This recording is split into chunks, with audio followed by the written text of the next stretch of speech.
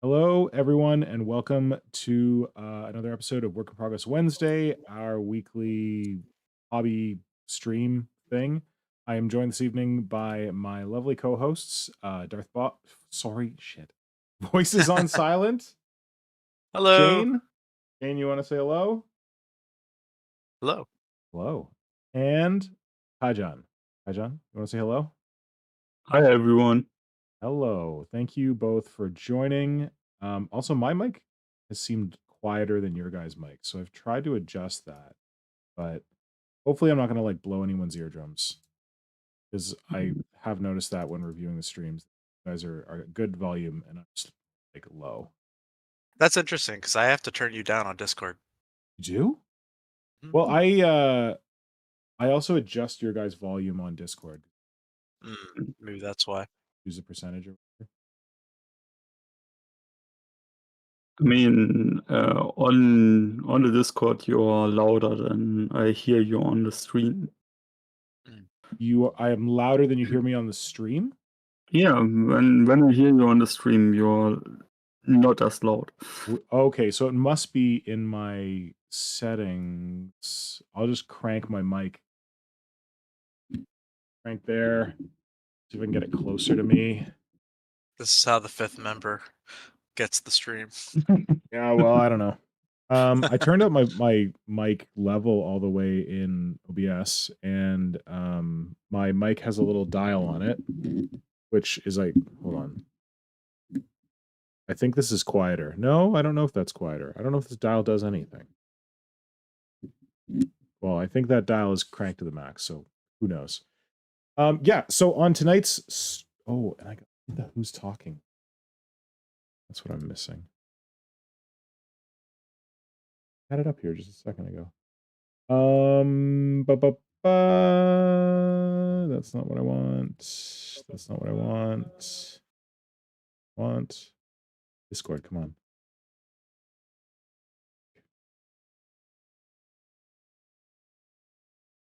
So yeah, on tonight's stream, we're supposed to be talking about hobby Kickstarters. I don't know where my thing is. I had a thing up here that would show like who was talking when, where all your lovely names would show up. It hates me. One of those days. Sure you do. All right, I No, think we're we're back. We're back. Okay. Yeah, because that obnoxiously large graphic is obnoxiously large. All right. Sorry about that. OBS told me I needed an update, and I told it to wait. And maybe I need an update worse than I think. It's gonna be great. It's gonna be so It's gonna be great. great. It's gonna be huge. It's gonna be the greatest, hugest thing I you've was ever just about seen. to say, okay, Donald. On that happy note, I think we're back online for like the third time. I'm not going to change anything. This is just the view. This is what's going to happen. I got some stuff here All right.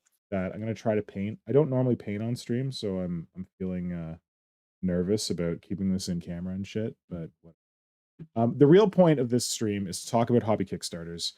We put up a little poll to ask people about their experience with hobby Kickstarters. You were all good enough to respond to that poll and give us lots of cool, interesting things to talk about. I know Darth Bob has had, sorry. I know Shane, Voices on Silent, has had experience with hobby Kickstarters. I have had a couple. I feel like I've had more than I remember. But yeah, and then we're gonna go over the stories that people sent in. So I really appreciate people for sending in their stories. I appreciate everyone in the chat who's been hanging out possibly for half an hour, waiting for this to start. As I think Kajan posted, Ripley, our dog, got into some kind of incident at the dog park today and had this like thing on his back leg that he was licking obsessively. So we had to deal with that before anything else because if you have a dog, you don't want to have them licking anything obsessively. So that was unexpected. But here we are now. And what I've got to paint this evening are some custom Tyranid Warrior torsos that were sculpted by Io Butov, because he and I have been doing a weird collaboration. I don't think we're gonna do more right now because he's taken on other stuff. But he did these for me a long time ago, and I have the STLs. I was gonna put them on my Patreon, but I was like, oh, I need to finish painting these before I can put the STLs on my Patreon. And one thing led to another, and I have not finished painting them. So we're gonna paint them tonight. And fun thing, I went by my favorite hobby shop, which is Wheels and Wings Hobbies on the Danforth here in Toronto, and they gave me this free paint marker. This is like supposed to be for like painting miniatures. It's by AK, and AK is a questionable company.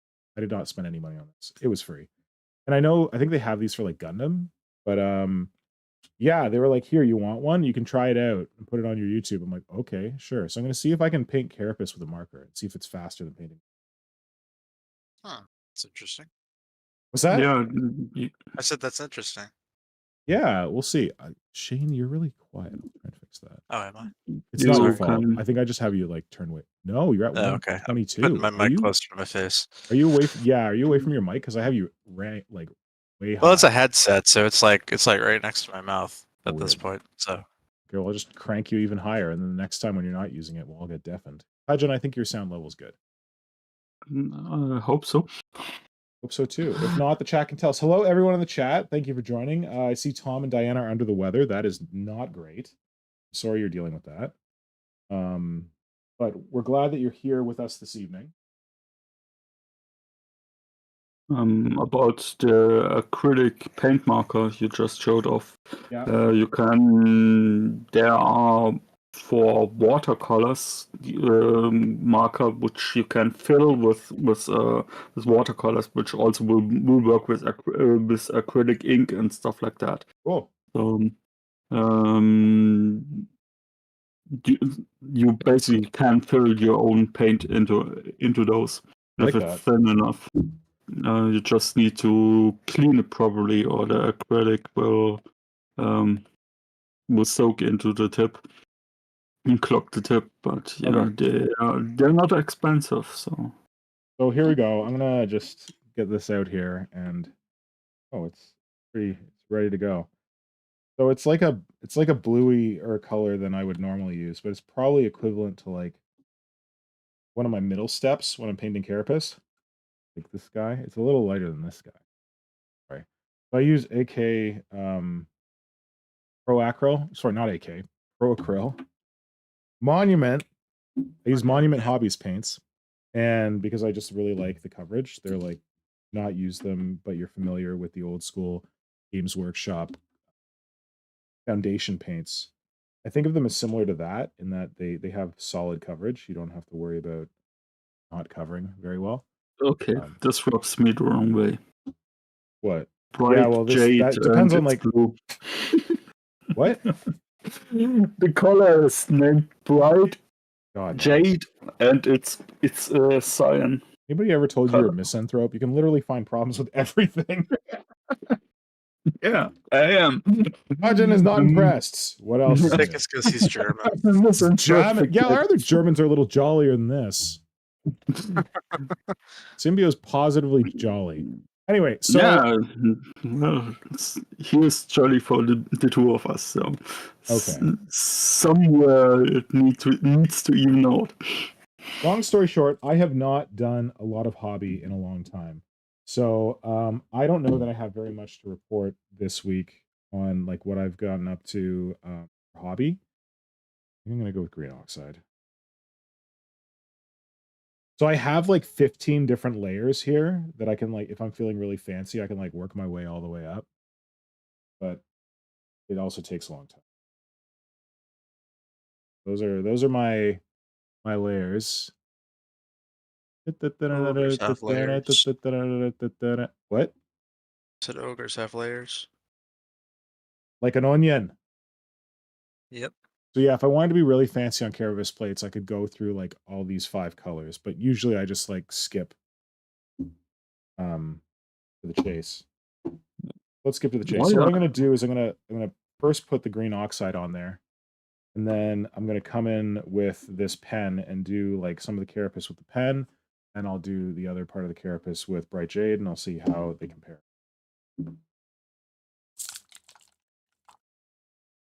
I have not painted in like months, 4 months, 5 months, so we'll see how this goes. Kajan, Shane, how have you guys been doing? What kind of hobby have you been up to? Shane, why don't you tell us first? I've been working on I don't even know what to call this thing. It's like a Tyranid guy. The guy with the weird head and the bell hammer. I'm actually working on the bell hammer right now. Oh, cool. This is for Triptych 28, your setting? Yes, sir.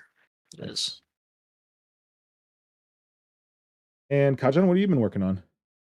I haven't been working on anything Okay. since the last, because, well, Space Marine 2 released, and I kind of was busy playing that. Oh, you were playing Space Marine 2? Yeah. Cool. Tell us your thoughts. I got the You early hate it like access. you hate everything else? No, I don't. Good. I mean, I can find faults with it, but Of course. Is you German? no, it's actually a pretty good game. When I first started playing it, I wasn't as impressed as I am now, but now that my friends are also playing it and we are playing the co-op together, and it rounds out the story nicely, because they are doing this strange thing where they splits you play the single player campaign, you play the Titus story, and he gets often other Space Marines under his command, which he orders to take on other missions that enable him and his party to do his thing. And in the co-op, you play those other Space Marines. Oh, That's cool. kind of cool. So it's like different narratives. It's not Yeah. just a bunch of people playing Titus, and then for them you appear as, generic Space Marine number Yeah. 16. And in Space Marine 2, it's you have the Titus. You can play that in co-op where two of your friends take over the named characters of the story. That's an option, and afterwards somewhere through you unlock the option to do these operations, and then you take on the co-op character classes, where you select what kind of Space Marine you want to be, like a tactical Marine, or Vanguard, or Bulwark, which are don't think they're real Space Marine designations anymore, but I'm not sure. Between Primaris and what they changed in 10th edition, I'm not up to date. But yeah, the Bulwark is a shield guy with powers, with a power sword or a power fist and stuff like that, and he acts as tank. And if you play those, you get the rest of the story, basically. And when I was just playing single player, I was let down, because everything, it felt like half of a story. Oh, so that's interesting. That I would not expect that the co-op mode would like fill out the story. I'd expect the co-op mode to be like an afterthought. Like, oh yeah, you can just kind of play that same story on co-op, but that's interesting Yeah. that there's more story when you do co-op. Yeah, this time around there's actually more story, because like, for example, at some point, for some reason, you need to restart a battle barge, which needs to be restarted from its interred place. And my friends and me have been discussing this to no end and back, because why is there a battle barge which is basically lost tech, and why does the Imperium not repair it? But anyway, you need to start this barge, and to start this barge, you need some other team needs to go to some other place and find codes to restart it and prepare stuff. And when you play just Titus story, it feels a little rushed. And when you later play the co-op, and how these pieces interconnect afterwards. It's actually really cool. Awesome. And the funny thing is, the single player also doesn't end the actual story. What? The single player ends. You meet some big shot type of person and blah blah blah, and you do a thing. I don't want to spoil of the course. story, but you do a thing, and he's like, "Yeah, okay. You've proven yourself. You have done your part. You have brought us victory. Here are your laurels." And he goes off, but there's a whole tournament invasion going on. There's a what? And Sorry, you broke basically, up there. What was that? there's a whole the fourth tyrannic war before that background. The whole story happens. You have the Tyranids, and later something else happens, and other agents show up. I mean, it's not a secret because it's in the trailer, kind of, that there are thousand suns. So you have chaos playing a role again and stuff like that. And so you end up at a situation where basically Titus saves the day, but nothing is being done again about the Tyranids invading the 3 planets. What? Oh. And in the co-op, you have one mission that's after that, where you basically defend a hive city, and with defend, I'm very liberal in the usage of the word defend. You kill some stuff while the hive city dies? No, you basically murder the hive city. Basically what? You murder the hive city. Okay. The mission of the co-op is to load a Nova cannon shell onto a train track and send it into the hive city. Oh wow. Okay. And that's Space the Marines. overall. That's how they save people's lives. Yep. By blowing them up. Blowing big holes into stuff. Sounds like a South Park skit. Yeah.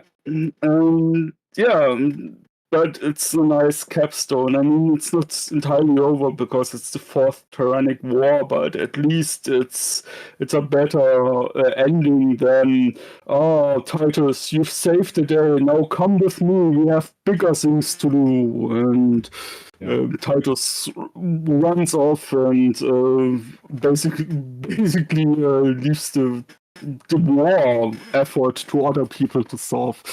Wait, did Titus die in the first game? No, he didn't die, but he fell in disgrace because he touched that chaos relic.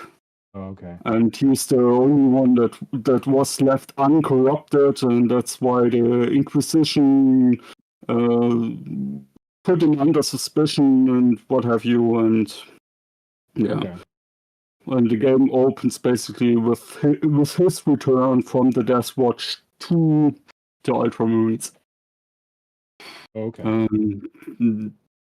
Basically, it starts out with, you might have proven yourself to the Inquisition, and after serving for 2 centuries or 4 centuries for the Death Watch, it's Black Shield of the Death Watch. He's a team leader and stuff like that.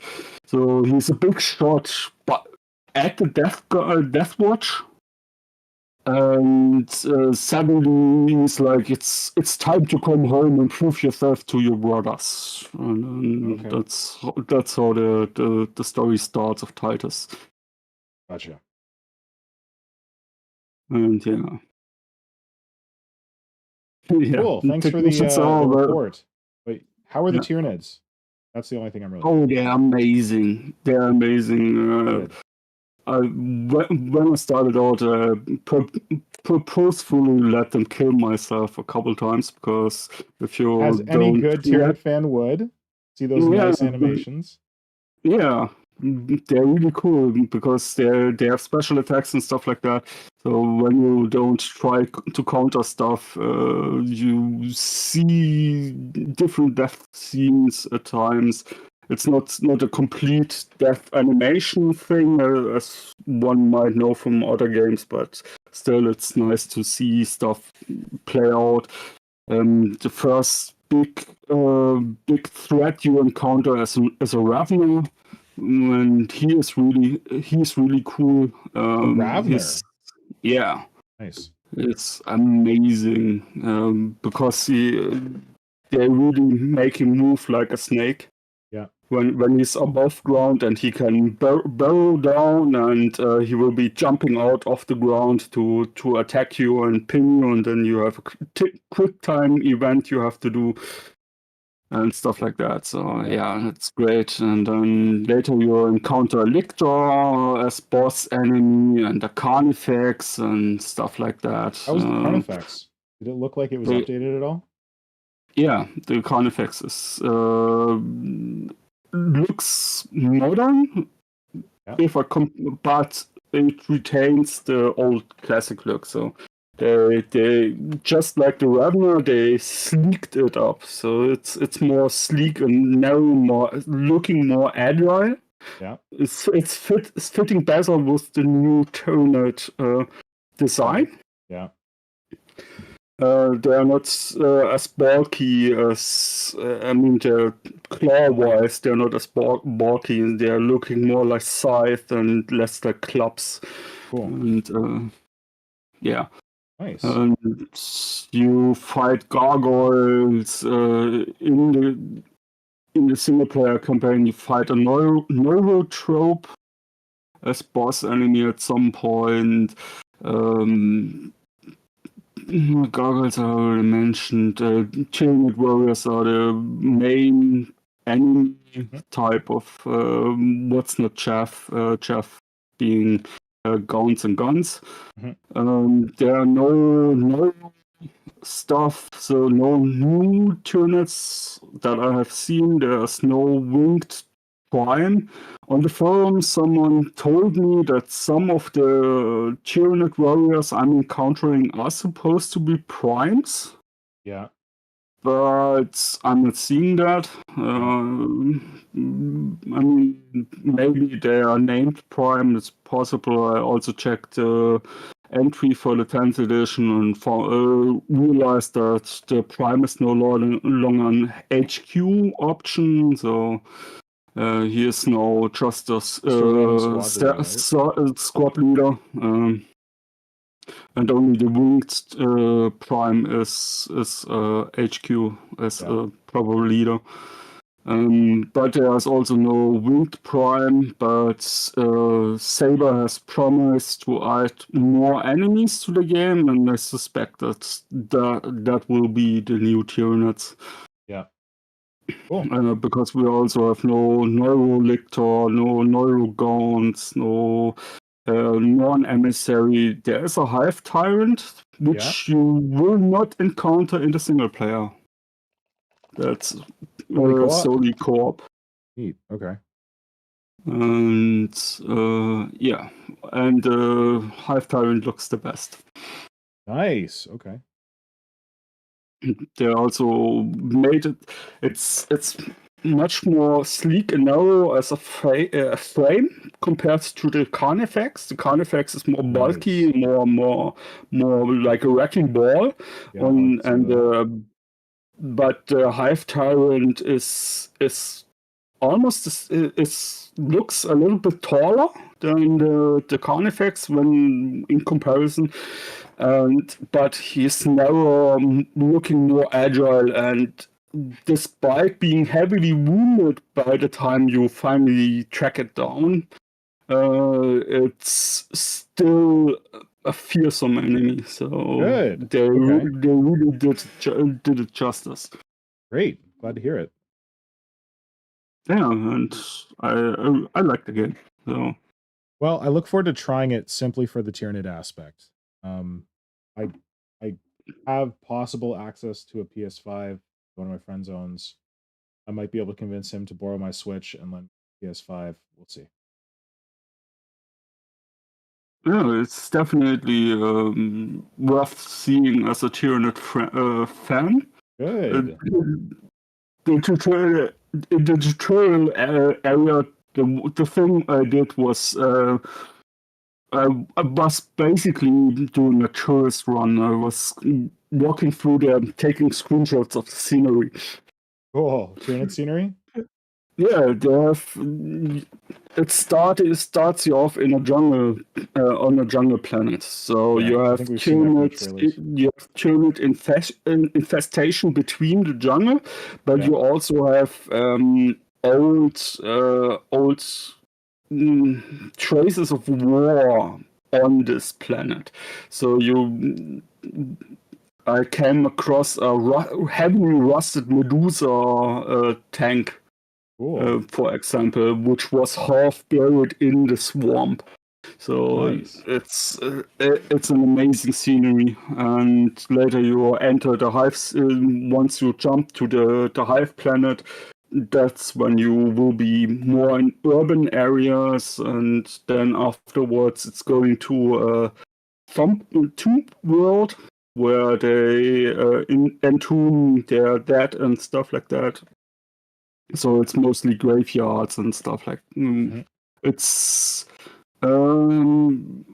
it's kind of the least visually appealing planet, but the siege infestation you will encounter there, the warp corruption from siege, is amazing. At least for me as fan of siege. So. Yeah. But it was nice to see something else than Nurgle infestations and pus and blood and stuff like that. There's also a hatchery on one of the planets. Hatchery For the Tyranids. For the Tyranids. Cool. I never heard anything like that because, as far as I know, we Tyranids do brood pools and everything comes out of the pool. Mm-hmm. But in this case, they had a whole cliff face full of eggs. Like, cool. not really, not eggs in the way alien xenomorphs would do it, but more in the hive, like bees, like it was not hexagon shaped, but like that. So you have the biomass, and then you have a gelatinous blob in the middle where basically the Tyranid grows inside. Cool. That sounds awesome. Yeah, Shane, do you have access to a system or a computer or something you're planning to play Space Marine 2 on? I do. I have a PlayStation 5. I've actually been playing a lot of Black Myth Wukong since that came out. I'm a big Yeah. Is that the one that's... Which one's that? The Journey to the West one. Oh, yeah, yes, okay. It was announced like 5 years ago, and everybody was hyped for it, and then the development took forever, and then it finally came out, and everybody was waiting with bated breath for it to be disappointing, and then it ended up being fantastic. So good. I think I saw a preview for it. You're like a monkey kind of guy, right? For part of it? For most of it, as far as you play as like different characters, or no, you just play as Sun Wukong.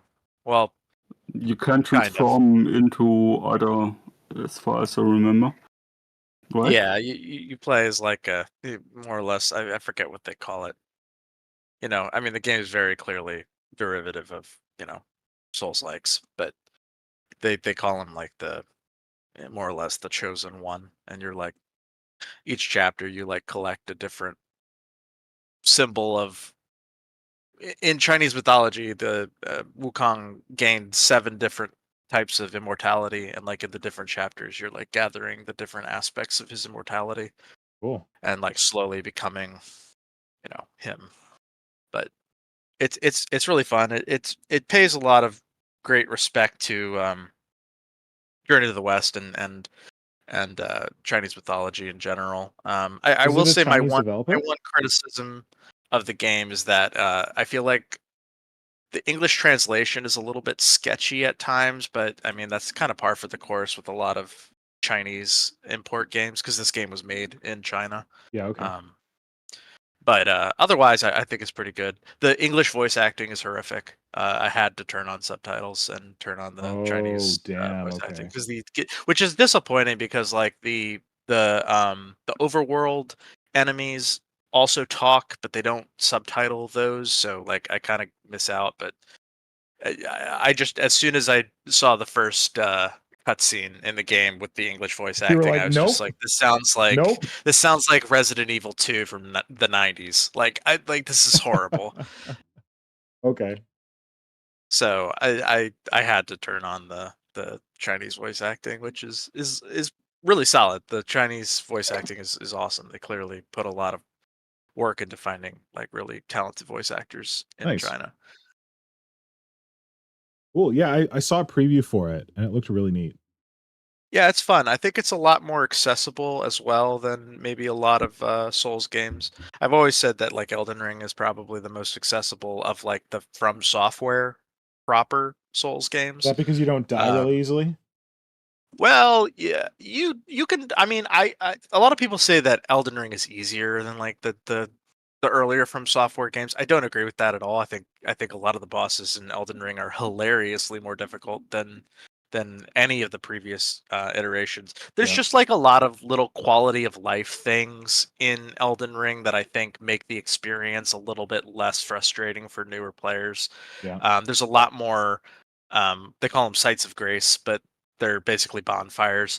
There's a lot of those throughout the game. Like There's in save earlier points? games, it would be like a lot of you would die to a boss, and then you would have to like have a really long run to get back to the boss gate, That's not and cool. you'd sometimes have to go through like masses of enemies to get back to the boss and try again. In Elden Ring, generally speaking, that's not really a thing. Some of the sites of grace are like literally right next to the boss room. So like Yeah. the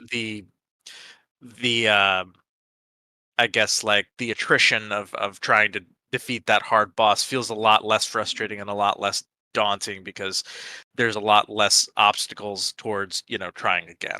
Yeah. Um, Cool. the magic system's also really fun. But Elden Ring, I would say, is the most accessible in terms of From Software games. But I think um, Wukong kind of it definitely is challenging, but I feel like it also kind of plays like early action RPGs, like God of War, the earlier God of Wars. Yeah, it looks God of So I War-y when think I saw the preview. yeah, it definitely plays a little bit like a Souls like infused with also like earlier action RPGs. So I think people who are fans of either genre of game will enjoy it. Cool. Look at us getting into a video gaming podcast. Yep. I almost My forgot problem this with was video about games, I think I've Kickstarters. said this before. I if I play video games, I don't hobby. Yeah, that's how I am too. That's So why I I have need to to kind like of like I've been trying choose. to not hobby in front of my computer because I'm always tempted to open up my games. Because I'm always like, oh, I gotta wait for this green stuff to cure. I'll just play, one game of League of Legends, and then it's suddenly 3 a.m. And I'm Yeah, I was gonna like, say, Discord tells me when you're playing League of Legends, and yeah. Well, sometimes I leave the client open, and it just says I'm playing it, even though I'm not really. rats you out. Yeah. Yeah. Yeah. So, Mm. I feel like I should, as I have this whole document with like all people's responses. Can I send it to one of you guys? Because I feel like Yeah. I can't read these and paint at the same time. Feel free. Share.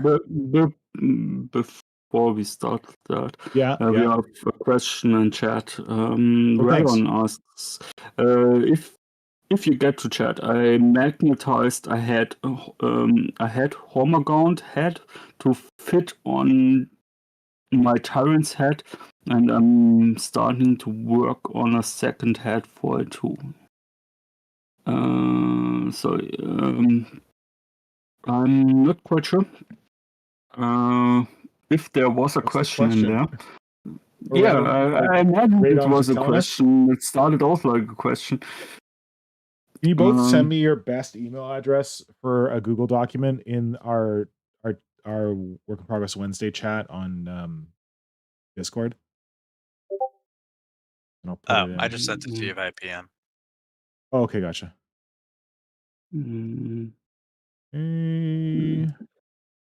Part where I try not to dox you.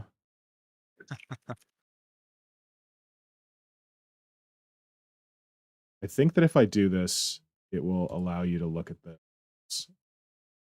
I just send it to Shane. Share it with Kajan as well. Yeah, right on. You probably need to resend that one. I imagined it was a question you had. Oh, what if I go to? Then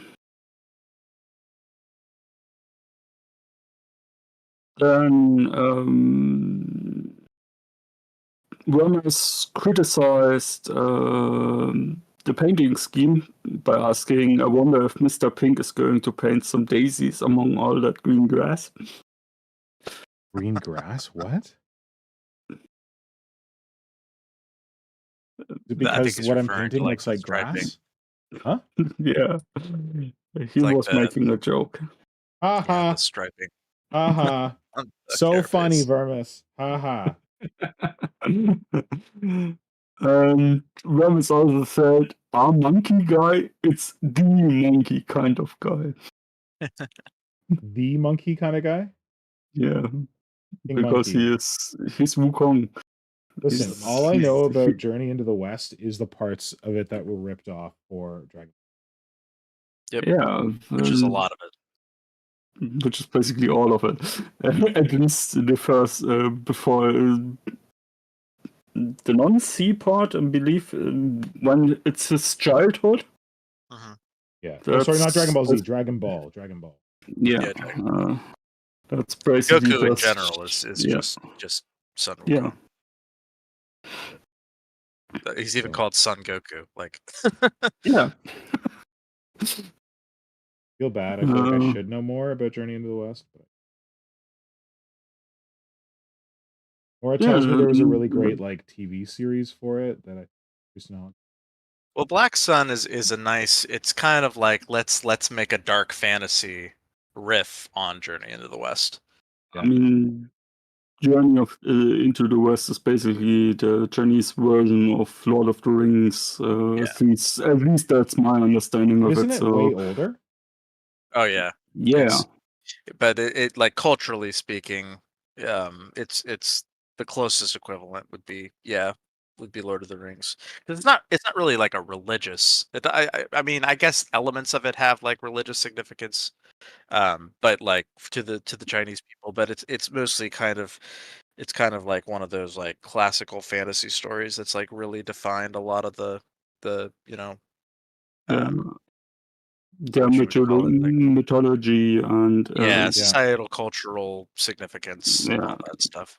Cool. I mean, we have superheroes. They have those cultivation type of stuff where they can, when you work hard enough at a skill, you become so divinely powerful that you can rise to the heavens, and that's basically Journey to the West. You have an ape that doesn't want to accept being an ape, and he will then basically his obstinance against the gods leads to him eating a divine fruit, stealing and eating a divine fruit, which gives him godly powers. For that, he gets punished and trapped in a mountain, and that's where then Journey of the West to the West starts, when he gets freed and he basically wants to take revenge, but saves the realm in the process, something like that.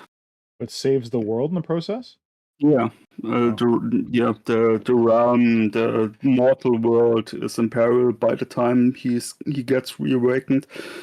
Yeah. And there are so many journalists to the West because it's so prolific. You have many TV shows and TV movies from China that's having depicted it. So Cool. I got the document in my email. I can. And you can see the responses. Yep, I can indeed. Excellent. yeah, I also have it So open. maybe you guys can like alternate reading them when we get to it. But yeah. Anything else that we want to touch on? Any questions in the chat before we get to Kickstarter fun times? Dino Sly is in the chat. Says he hasn't been in a while. Hey, Dino Sly, good to see you. Welcome. Thanks for joining us. And he said, Overly Sarcastic Productions is a YouTube channel with a good recap of the story of Journey to the West. Overly Sarcastic? Yeah. Productions. Dino Sly, do you have Instagram? Can you send me an Instagram message or can you send me an email at Modern Synthesist? Hopefully you know how to spell my name at gmail.com. Because I cannot look that up now, but I will want to look that up later. Thank you. And Tom Wilson has Goku, Yamcha, and Krillin tattooed on his arm. Oh, I forgot that. Wait, I think I saw those. Nottingham. I remember something Dragon Ball Z. Tom's tattoos. Vermis, I'm not sure what you mean by my Tyranid name. Oh. Is it my username? Because Shane used to be Darth Bob. It used to be Darth Bob. Now it's VoicesOnSilent. I haven't changed my YouTube name yet. Shane is that, the artist actually. formerly known as Darth Bob. Yeah. And we're glad we know him before he gets into his phase of being called a symbol. Yeah. Hey, listen, Alrighty. Do we wanna start getting into the Yeah, I think Kickstarter it's a good stuff? call. All these people took all this time to send us lovely stories about Kickstarter, and I know for a fact that some people have told me that they're waiting to hear this stuff. So oh, Greg, I thought I had a tab open with Kickstarter. Kickstarter. So I don't know exactly where this started, but am I logged into Kickstarter? I'm logged in. Yay. Okay. Hold on. Oh, I can see all the Kickstarters I've ever backed. Oh no, I don't want to verify my password, you piece of friggin' garbage. Sorry, hold on. That doesn't work.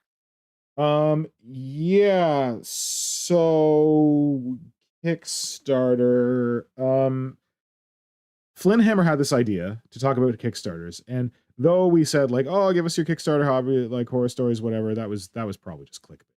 But what we were really looking for was Flynnhammer was hoping that maybe we could give people some tips of things to look out for in hobby Kickstarters, like things to look out for that are really good or things that might be red flags or that kind of stuff, to inform people when they're making their own decisions about whether or not to back various Kickstarters. So that's what we're gonna hopefully get to. Hold on a sec. That's what we're hopefully going to get to tonight, but we also thought it would be interesting to hear different people's experiences, and then maybe you can learn a little from what other people have gone through. And I wanted to kick this off because something that I think we've definitely discussed it on this, but something that's like presently active is I backed a Kickstarter earlier this year by a creator who's done Kickstarters before, and Shane cautioned me that he had experience with the same creator before, and there had been problems getting Kickstarter miniatures. So it's tough because like most of the people who are doing these things are independent artists. They don't have like full companies behind them. Everyone starts off a Kickstarter with the best intentions. They're going to do this, that, the other thing. They might not have a realistic impression of how successful the Kickstarter is going to be, or how much work is going to be involved, or they might just be Yeah. optimistic. So I Which wanted to open which with is that. something that like I definitely think I'll definitely get into that when I talk about like things to look out for with Kickstarters. Yeah. Okay. Great. Perfect. And full Um, disclosure, like with barring a couple exceptions, I have nothing like personally against like the people we're speaking about. I at least the Kickstarter we're speaking of right now, which spoiler alert I'll is get into is it. I the have it right Stephen here. May Yeah. So Stephen May. Kickstarters. I have nothing against Stephen May. I think he's a great guy. I just think he's kind of bitten off a little more than he could chew, Yeah, and like and he's I've kind of I've dealing with been the there. consequences of that. I have also bitten off more than I can chew, multiple times, so I can understand that. Oh, I don't know if I want to show this. Oh man, I'm looking at like my Kickstarter history. I haven't done this before, so let's see. The first Kickstarter I ever backed was Lovebot. Amazing. What was the first hobby Kickstarter I ever backed? Let's see. A lot of comic stuff. Oh, officially licensed Rocinante. There we go. Oh, you know what? Oh my god, I forgot about this. The first Kickstarter that I ever backed was Drop Top by Dr. Tabletop. You remember that shit? Oh man, Wow. that was a disaster. Wow. Okay, I'm just gonna pull these up. Because why the hell not? Yeah, for those of us that don't know what kind of disaster that was. Okay, I'm gonna pull it up. I got it right here. I just wanted to get off the page where everyone saw how much money I spent on Kickstarter. Oh look, I've recorded that my opinion of Dr. Tabletop was not favorable. Okay, now I'm worried that I'm gonna crash OBS when I try and pull up this window. So please bear with. I'm gonna hope this works. Oh look, it works. Okay, fantastic. Oh wait. Now I'm gonna do the thing where I try and this is the thing that crashed it before. There we go. Oh, let's Fifth member see. coming in hot. Let's see. All right. So I don't know. I probably shouldn't do like a intimate tour of all the hobby Kickstarters I've backed, but I just want to talk about this one because this was a horror story that I actually put out of my head. Dr. Drop Top by Dr. Tabletop. So first of all, if you don't put your if you use Games Workshop paint and you don't put your Games Workshop paint into dropper bottles, you're lazy. Like there's no other explanation. It's so easy to put Games Workshop paint into dropper bottles. You'll have a much happier life. You don't have to post those sad pictures of people spilling Nuln oil all over their desk or whatever. Just get some dropper bottles. They're cheap. Anyway, I had dropper bottles, but this guy came up with this product that was a top that you snapped onto Games Workshop containers to make them into dropper bottles. This is a really old Kickstarter, so I don't know what we can really. Okay, here. So he sold these tops, and you're supposed to put them on your Games Workshop things, and they turn into dropper bottles, and it's the greatest thing in the world. And you don't have to buy dropper bottles, and it's crap. I bought it because I wanted to see if it worked, because I thought it was ridiculous, and I thought people should just buy dropper bottles. And I was like, I'll give it a chance. So I bought I think I put like $20 or $40 in this. Got 10 of these things. I put one onto one of my paints. It immediately, not immediately, but very shortly after I put it on, it jammed. This top part where the paint's supposed to come out, totally filled up, jammed. Couldn't get any paint out of it. I had to go dig it around, clean it out. It was really annoying. And then what happened is Dr. Tabletop, he admitted that there was a design flaw in the way he made these drop tops. And then what he did is he fixed them for everyone after the Kickstarter. But the people on Kickstarter, me, who are the first people who ever backed him and gave him his money to develop this product, he didn't give us replacements. He was like, he said something like, I can give you replacements, but I need you to pay me for them. It's like, but dude, like the stuff you sent us was deficient. So anyway, I thought it was crap. There's a little thing on Kickstarter where you can see how happy you are. I'm very upset with this with this Kickstarter that I backed. Don't ever buy these. I think they're out in the wild. I don't think he went out of business. They're terrible. They don't work. Even like they And might work. if I recall correctly, the problem with them was like it would cause your paints to dry out because it would let air in, right? No, it wasn't that it would cause your paints to dry out. It's the thing in the top, that white thing on top, the stopper on the, because this part of the top was squishy and you could squeeze it and squeeze paint out. Mm-hmm. That white stopper that went in the top, there was something about it. It was like too long or something, and I think it would break off. I think it actually broke off in mine, so he had to modify that. So mine didn't dry out. It's just that it gummed up at the top, like it got. Anyway, whatever. I forgot about that. Okay. I just remember seeing a lot of reviews for those, and I remember it was a very common complaint that people were saying that their paints were drying out when they had those on there. Oh, well, it could be that too, and I just got lucky and did not experience that. I would like to point something out. He told you guys he didn't have the money to replace it for you, but based on the stats on that page you're showing right now, he took about $71 per person back that stuff.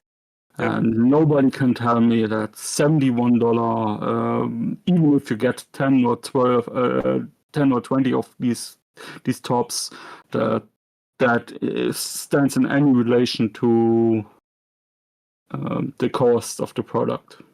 Yeah, so I think it was something like he revised the little stoppers that went in the top of them, and he was like, "Oh, I'll send them to you for free, but you have to pay me for shipping." And like there were these little plastic bits, and he said like shipping was $30. I'm like, why is shipping $30 on these little plastic bits? And if you gave us a defective product, why aren't you giving us the replacement for the defective product for free? So anyway, I thought it was shit. Onward. I forgot I backed that thing. Cthulhu Mythos. I got into this because Hydra really liked the artist who was doing the cards. This came out pretty cool. I only got the cards. It arrived on decent time. I didn't get into these fancy things with like card holders or whatever. That one I don't really have anything to say. It just happened. Like I was just patient and they showed up and it was great. What kind of cards are those? Oh, Cthulhu. Are those it was like paper yeah, like cards? playing cards, like a trump deck, like a playing card deck that you play like poker with.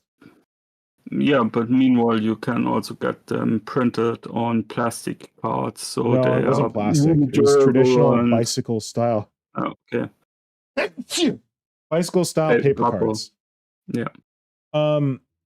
This is a weird one. I backed Masters of the Universe Kickstarter. This was for Hydra because it was like you could only do it in North America. So I got him the Clash for Eternia stuff. It was fine. It was a long delivery timeline, but they gave us very frequent updates about all of the production. But this was done by like Cool Mini or Not. So like they've done a few of these. I was fine with this. It arrived. It was in good shape. It was fine. They made $2 million off this. Holy cow. I actually saw that one not in the wild, but on one of the tabletop YouTube channels where they show off that kind of stuff. Yeah. And it looked like a really cool set. So it was really neat. They gave like a Castle Grayskull. They had like scenic tiles that went with it. There was like a billion different boxes with all kinds of dudes that you could get. I guess I can go to rewards. I don't know if this stuff's still up for old camp. Yeah, so it was like miniatures, all kinds of He-Man miniatures. I was not invested in it. I like did it for Hydra and I got the stuff to Hydra and he did something for me and we did like a trade. But I was very happy with how they fulfilled it. Next hobby thing I backed was the I talked about this on a previous stream recently, but the Redgrass Games R9 desk lamp. This is the lamp I'm literally using right now to film my videos with. It was so good. It was expensive as hell because it was made in Switzerland and they charged you in Swiss francs and it was not cheap. They made 1 million Swiss francs off this. This is a damn good light. Very well built. They're actually about to launch a new Kickstarter for this one has like 2 light bulbs in it. They're launching a new Kickstarter for one with 1 light bulb that's smaller that can actually just sit on your desk. It doesn't have to mount to your desk. But I love this light so much. I've like taken it places with me. This Kickstarter was fine. This was pretty quick delivery because I think they'd already they'd already like, it wasn't where they were just coming up with the product. They had already developed the product. So that's something you can look for, that if it's a Kickstarter where they've already like prototyped the product, they're not just like, I have an idea and I'm going to make a prototype and then I'm going to like produce it and I'm going to sell it to you. This was good. And they had it shipped out like within a few months of when the Kickstarter wrapped. Can I check the updates? Shipping. Yeah, Canada. So like mine shipped in September. I think I received it very shortly after like it was supposed to ship. And I think the Kickstarter ended in like May of 2023. So that was a really great turnaround. I was very, very happy with the product. If it wasn't so expensive, I'd buy another one. Part of the reason it's so expensive is because it has to ship from Switzerland, and yeah, I had to pay duty on it. So that's another thing to think of. That's not something that'll be captured in the Kickstarter, but if they're shipping to your country from another country, you may have to worry about paying duty. But I was super happy with this. I'm still super happy with it. I literally like found a yoga bag so I can carry this thing with me when I go places because I so much. So that went well. And then most recently, the last Kickstarter I backed is Dark Object from Westphalia Publishing. They're a Canadian-based miniature company, and they just made some damn cool, kind of like Stargrave style, like use them for anything space miniatures. Here we go. And these are all sculpted by Boris. God, I don't know what Boris's last name is. Wiskonen or something. I think he's maybe Polish, but he does a lot of sculpting for Westphalia, and he just sculpted some really characterful space dudes. So I got in on this. It's a Canadian company because it's a sculptor who I really like and wanted to support. I have not. This only wrapped. So this estimated delivery on these is January 2025. But yeah, I'm happy to wait for them, and we shall see. But I've heard from other people that Westphalia Kickstarters have gone well. That people get what they want, what they're expecting. They're not too slow. And the cool thing about this is that I bought a bunch of physical miniatures for it, but they also had rewards that were like digital files, and they've already sent me the digital files. Like, this dude, this really cool, kind of like hazmat suit that Boris sculpted. They made an STL of it, and I think they already sent me the STL. So if I wanted to, I could print it immediately. And then they've got like other STLs for like hallway tiles and stuff if you want to build like a Space Hulk style thing. So yeah, this one hopefully will be good when the miniatures arrive in January, but I have high hopes.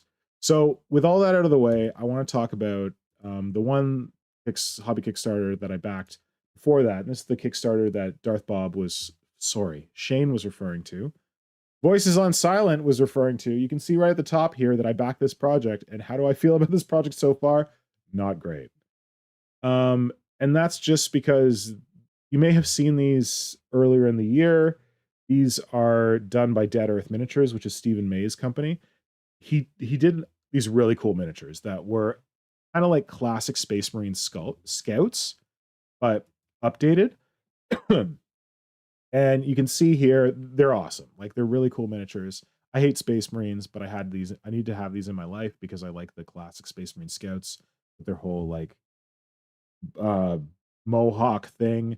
He was kind enough to send me one of these in advance so that I could paint it up and like help promote the Kickstarter. I think I got this guy here who's got his gun sticking out and his sword, and like the print that he sent me was exceptional quality. He got it to me super quick.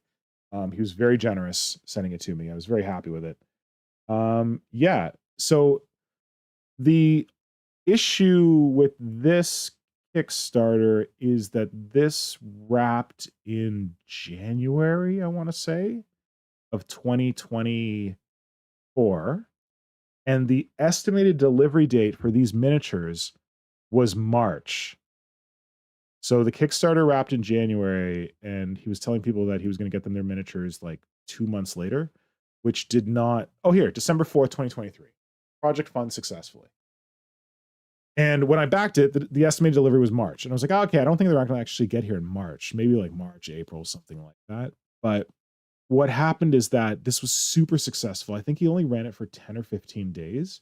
And as he was running it, he was adding new things. Like he added this kind of Thunder Warrior dude to the Kickstarter, and that was super successful, and more people backed that.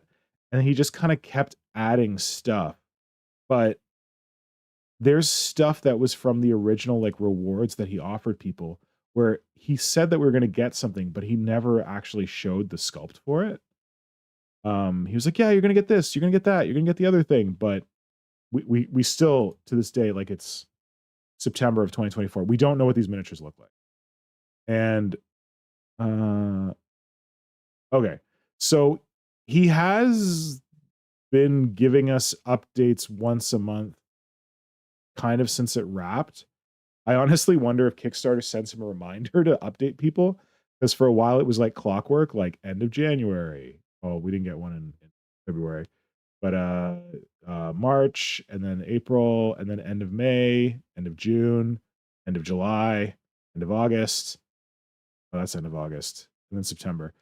And it's kind of like, I think Shane can get into this, but the pattern I've kind of seen is I think he's got really high hopes for like when the stuff's going to come out, when it's going to be delivered, but he's having trouble keeping up with his own kind of deadlines that he's setting for himself. Yeah. Sorry, Shane, maybe it's a good time for you to jump in and talk about your experience with Dead Earth miniatures and Kickstarters. Yeah, so I did not back this Kickstarter. I Yeah. backed his Kickstarter that he started right before this, which was the Piscayan, which is Yep, based on pulling it the up here. old. It's based on the old Fishman alien miniature from Rogue Trader, and he did an updated version of it, and it looks incredibly cool. And he promised all these extra parts to go along with it. It was going to be like like there's like a psyker head and like extra guns and different arm options. And I had backed it thinking, this is a guy that used to work for Forge World. He's well known in the industry. I have faith that this is going to go well. Well, what ended up happening is the models missed their due date. And they kept missing their due date, and they kept missing their due date. And then all of a sudden I started seeing some hobbyists posting theirs on Instagram, and at that point I took to Kickstarter, and I was like, what's going on?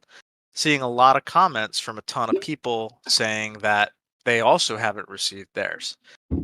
Now, also keep in mind that during these months that I had not received the models I pledged for, I'm also seeing people like Mr. Pink posting miniatures for his next Kickstarter, and seeing him post advertisements for his next Kickstarter. And it really rubbed me the wrong way that he was promoting his next thing. He was asking for more money for a new project before he had fulfilled the previous project.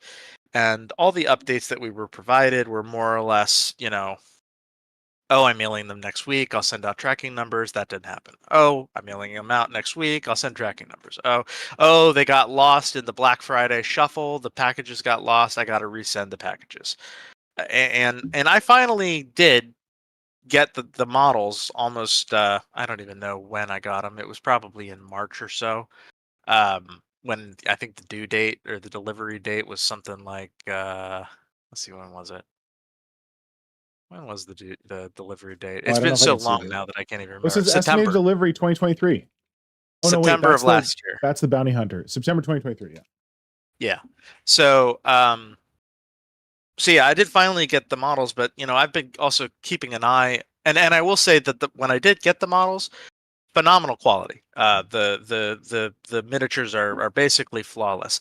Although what I will say is one point of frustration that I did have and that I shared with Steven was that it was not clear in the Kickstarter when he said that, he was going to be producing all these extra parts, that the extra parts were not also going to be traditionally cast as the base model was. All the extra parts were 3D printed. They weren't cast. That was never mentioned in the Kickstarter, and it was kind of, I don't think he was being purposefully deceptive, but it was unclear because the base model is a traditionally cast miniature, but all the extra parts are not. And I did find that a little bit disappointing because the prints are great, but there is definitely a difference in quality between the physical print and the physical cast model and the print themselves, which creates kind of a disconnect when you put a printed head on the base model. But that could just be me kind of being an old man when it comes to 3D printing. Okay. So yeah, and even after that happened, I've also been kind of monitoring the updates, and I know even up until, let's see, I think the last update was the end of August.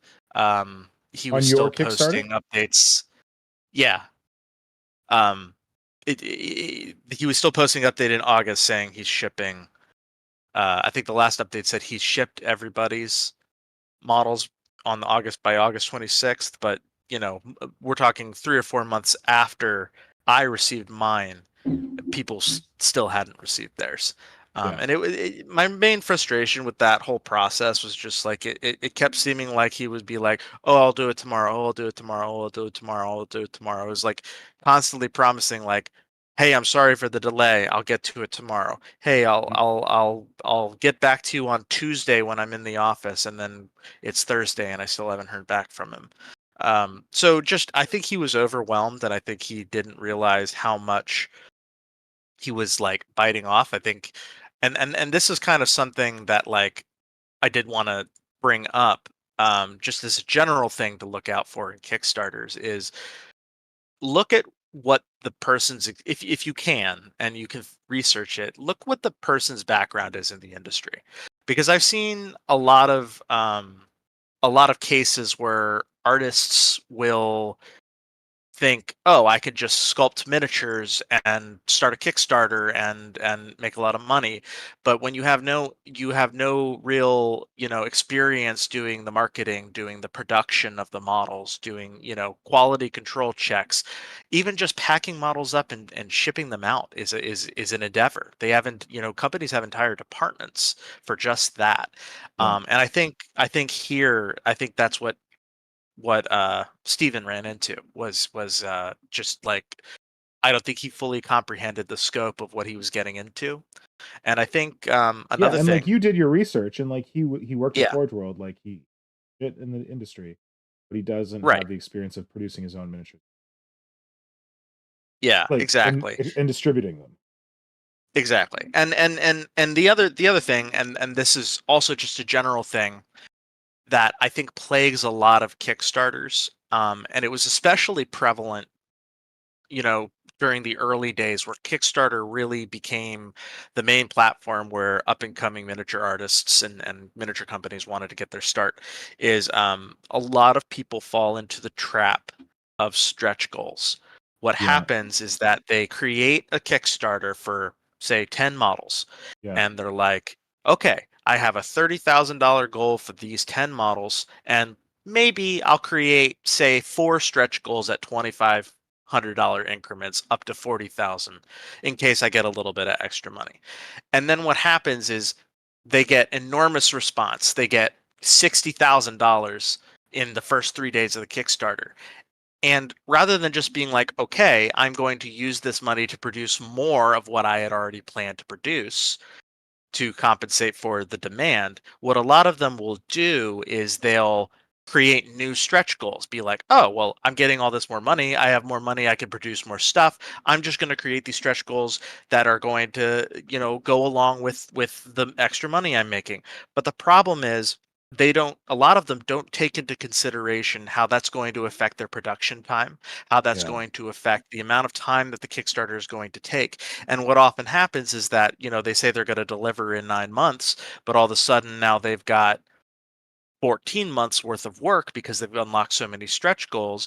And now people who were really only interested in the base Kickstarter before they introduced any of these stretch goals are now left waiting for models that they wanted in 9 months, 14 months, 2 years. And to be perfectly honest with you, my most miserable Kickstarter experience, I've gotten into this in a previous stream, was Creature Caster, which ironically was actually the first Kickstarter I ever backed. It's a Oh miracle no. I ever used Kickstarter again.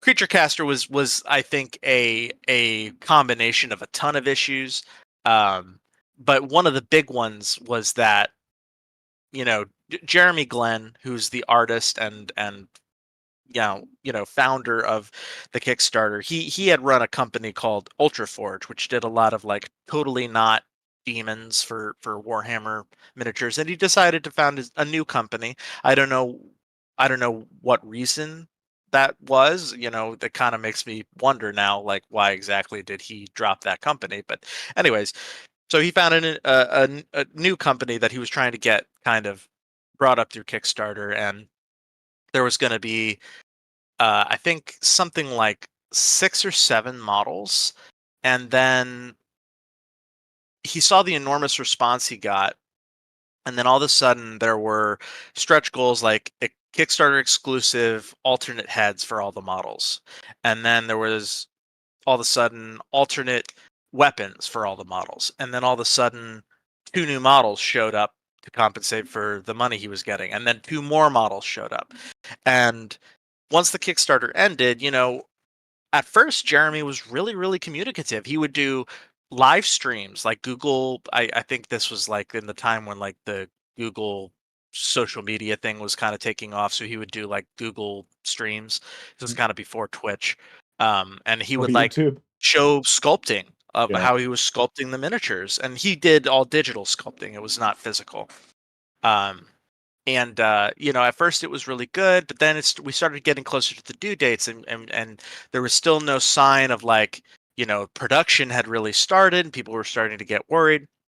Well, then Coffeegate happened, where he went silent for months, and when he came back, he said, "Oh no, I spilled coffee on my laptop, and I didn't have any backups of any of the Come miniatures." on. Are you And serious? yeah, and Oh so no. he said, "I'm Completely having to start unverifiable. over," and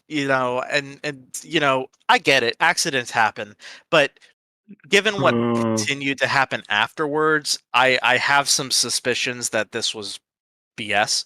Yeah. I Um, mean, even if the laptop is ruined, you take it to a data recovery center Yeah. right, and pay exactly. There was a lot of people that 50 brought or up like $100. how that just didn't sound right. One of the other things was that he really one of the things that he really pushed with this Kickstarter was these are going to be all the miniatures that are the masters that are going to be printed are going to be printed with jewelry quality prints, which back then getting really high quality prints, because this was back in what was it, 2017? Yeah, 2017. Really high Massive. quality prints were not as common as they are today, or not as accessible as Yeah. they are today. So the production of digital miniatures, I'm pretty sure in 2017, this was just when Games Workshop was starting to transition into digital miniatures as well.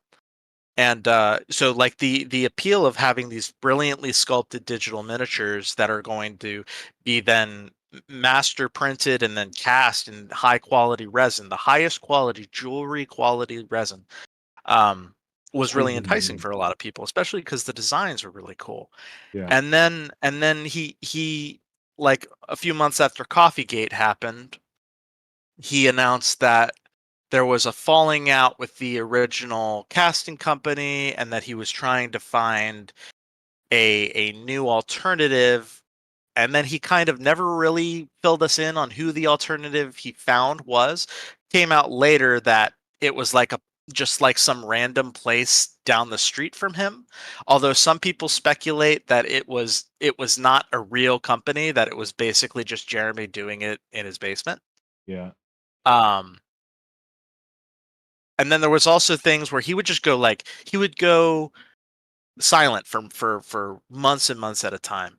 And there was probably the most iconic instance where this happened was somebody, an internet sleuth who had pledged to the Kickstarter, found Jeremy's Facebook and found that he had gone on a soul-searching retreat in the Canadian wilderness where he had built a sensory deprivation box. Oh shit! I And was forgot about just this. You said spending this weeks before. camping in the woods instead of working on getting the models to people.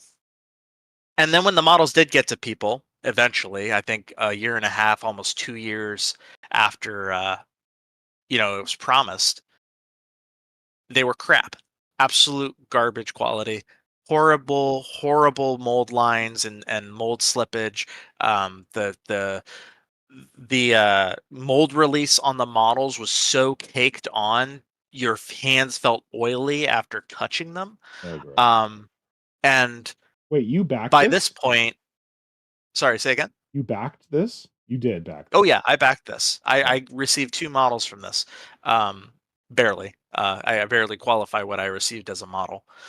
And by this point, by the time people started actually receiving their stuff, Jeremy had just completely stepped out of the company. He just disappeared, and we were told that So the current creature it was under caster new is someone management, else. basically. Sorry, say again. His creature caster still exists, but it's Yes, being owned by someone else. he is, as far as we know, no longer involved, and the company was basically bought by another group of guys who I imagine are still the same guys who run Creature Caster today. And like you would think, right, that this Kickstarter had become infamous in the internet hobby community as being one of the worst run hobby Kickstarters ever. Yeah. In an era where there were a lot of really horrible hobby Kickstarters. Yeah. And you would think that they, given that they wanted to start a company out of this Kickstarter, they would be making it right with the people who backed it and didn't receive or received crap from their pledges. So I contacted them and told them my situation, told them, I have 2 models that I waited a year and a half beyond what I expected. And they're unusable. They're so horribly cast. Is there any way you guys could replace it? And the response I got was not uncordial, but it was essentially, we'll put extras in on your next order. So they were basically like, you need to give us more money before we're going to make it right with you. Yeah. And I remember you talking about this. that just was like mind-boggling to me. And since then, I've just really put a bad taste in my mouth towards the company as a whole. It just kind of felt like they didn't want to take responsibility for Jeremy's mistakes. But to me, if you're going to pick up the company, you're picking buying up the brand. the If it's a baggage. toxic brand, you got to fix it. Right. Yeah. He fucked the brand. You guys need to make it right. You guys need to prove that you're not him. And they just didn't do that for me. And I heard very similar stories from other people who had similar experiences to mine with what they received. There was also a whole, I wasn't really worried about it because it didn't affect me, but I know there was a lot of drama regarding drop shipping and how none of the drop shipping companies that he had coordinated with had even heard from him. Oh, there was a painting tutorial DVD by a guy called Painting Buddha that was never distributed, because even though people paid for it, largely because Jeremy never paid the guy to produce the video. So yeah, that was probably the biggest disaster Kickstarter I've ever dealt with. But I think it was a combination of just horrible management, way too lofty goals for his very first Kickstarter, and then the follow-up was just, not the people who took over not really making it right. Yeah. I kind of softened a little bit to Kickstarter as they stand today. I haven't ordered anything from Kickstarter since that, or from Creature Caster since that event. Yeah. Maybe one day I'll get over the seething hatred I have for Jeremy and then maybe give them another chance. But as of right now, it's still a fresh wound.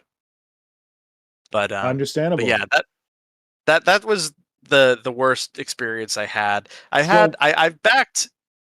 I think I wrote down. I've backed 19 miniature Kickstarters. Yeah. And only 3 of them have had problems. Oh, Creature that's Caster good. being one. That's good to know. Yeah, Creature Caster, the Biscayan from Stephen May, and then the Raging Heroes, Toughest Girls in the Galaxy Part 2, I think it was. And that was mostly just like kind of similar to Creature Caster actually, but not as bad like customer service. It was just horribly delayed. The miniatures we got were pretty poor quality, and they didn't really have the best attitude when it came to replacing the models that didn't work or didn't like meet past the quality check. So it was that put a little bad taste in my mouth towards them. And actually nowadays I look at their sculpts and I'm not overly impressed anyways. So yeah. But yeah, I've backed a ton of stuff from actually Steven's brother, Andrew May. His Kickstarters from the Black Crab, they always deliver on time, sometimes ahead of schedule. They're always brilliant. Yeah. Hold on, Kajan, what were you saying? Before we go too far away, I feel like Dino Sly had a good comment about the chat. Go ahead. Yeah, that's a good one. He said, your company has gone to shit when your boss makes a sensory deprivation tank to deal with his decisions. Yeah. Well, that was it, right? He was saying like, oh, this situation is so stressful. I need to, like, he literally said he was going like I'm pretty sure word for word said he was going on a retreat to find himself. He said that. So and we were just like, dude, you took our money. How do you think we feel? So like, you had said earlier that you think people can get in over their heads on this stuff and that they don't really realize like how much work it's going to be. And hopefully everyone has like this guy with the sensory deprivation tank. I have no idea what his deal is, but hopefully everyone has like the best intentions to heart. And so to like loop it back to like Stephen May, because we were talking about it, I just wanted to touch on, because Darth Bob, you said that he had this other dude had initial rewards and then he kept adding like stretch goals. That kind of happened with the Recon Squad Kickstarter that I backed, where the initial models that were previewed were the scouts. Like, here, we're gonna have some scouts. And then he's like, oh, you can have a scout commander. Here's a scout commander. And like he had done a heavy weapon that was from the outset. And I think he'd done a sergeant. So like these were like the miniatures that he'd already sculpted. And then he like had a couple of add-ons, which is like, we're gonna give you rifle arms to go with your normal arms. And we're gonna give you shotgun arms, and we're gonna give you sniper models. And he had like he has renders here of these weapons, but then he also had Recon Master Sniper. We never saw a render for that. Missile launcher, we didn't see a render for that. Chain blade option, we might have seen those. We didn't see the extra heads, but then when it was going really good, and like it was only a 10-day Kickstarter or something like that, or maybe 2 weeks maximum, that was when he decided to add what he called them Crusaders. They're basically Thunder Warriors for people who are familiar with Space Marine stuff. He did this one sculpt for a Thunder Warrior, and then Crusader heavy model, and then that was added as a stretch goal. That then it was like, well, if we get to 20,000, we're going to unlock a Crusader heavy squad, and then there's going to be a Crusader heavy sergeant, and then there's going to be a Crusader heavy lord. So the last time that we got new renders from him was like when the project wrapped, like in December. So we haven't had any new images of these other sculpts that are supposed to be coming since then. And I think it's what you said, that it's like he saw the success and he was like, oh man, like I got strike while the iron's hot, which I can understand. Let's put some more Yes. stretch goals on there. But they hadn't been sculpted yet, and we still haven't seen them. And like that was his update in he saved he sent us an update in August saying like, I'm working on the models. The pics are coming as soon as possible. I'm going to give everyone a free weapon to make up for the delays. That's cool. But then on September 9th, he's like, hey, I'm going to start shipping pledges in October. I'm going to hope to have them all shipped by the end of October. You change your address, let us know. And then like I comment on this. I'm like, cool, but like, where are the renders? Like, when are we going to see the designs? What is our guarantee that this stuff actually exists? Yeah, and I think a lot of other people like, have said that. They're like, where are the pictures? So and that's not me like questioning his integrity, but it's just like, people want to see updates. Communication is a big thing. Yeah. That I think was the defining problem that I had with Jeremy. It would be months and months and months we wouldn't hear from him. And then when we would hear from him, he's going into a sensory deprivation box in the Canadian wilderness. Yeah.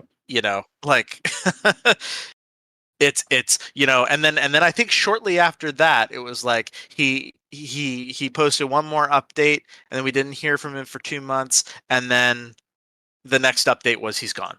He's no longer with Creature Caster. So yeah, I totally agree. And don't get me wrong, don't think that stretch goals, when you see stretch goals on a Kickstarter, that it is an inherently bad thing. Absolutely not. A lot of times when people start these Kickstarters, they allot the time for the stretch goals that they have. Yeah. The problem is when they just make up stretch goals and then they don't relay to people that this is going to increase production time. Yeah. Is going to change the delivery date. And unfortunately, I don't believe Kickstarter allows you to change the expected delivery date after the Kickstarter has started. Yeah.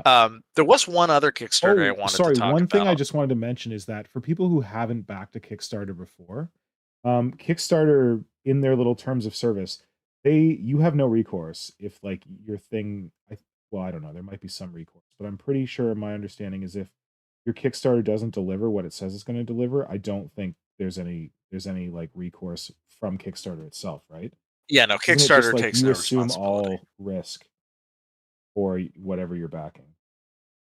And a lot of people, I think, sometimes don't really understand Kickstarter. A lot of people think that, oh, I backed this, I'm going to get this. It's just going to take a long time. No.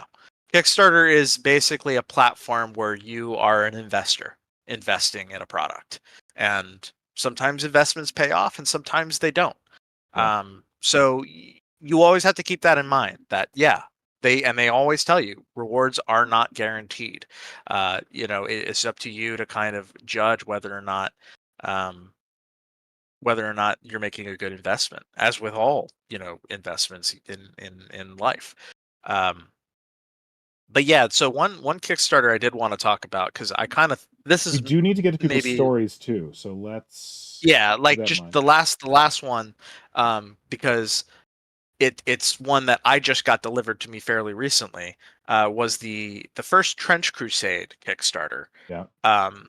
That Kickstarter is a case of they had no idea how popular this was going to be. The let me open it up. The initial goal was something like, I think, 2,000 pounds was the initial goal, and they got almost 37,000. Nice. So they were not prepared for the amount of production that they were going to have. So even though there were stretch goals and they were prepared for the stretch goals, because those stretch goals were all posted with the initial release of the Kickstarter, they weren't prepared for the number of people that were going to pledge. And so these models did go way past the delivery date, like way past the delivery date. The delivery date was November of 2022, and I just received these models a few months ago.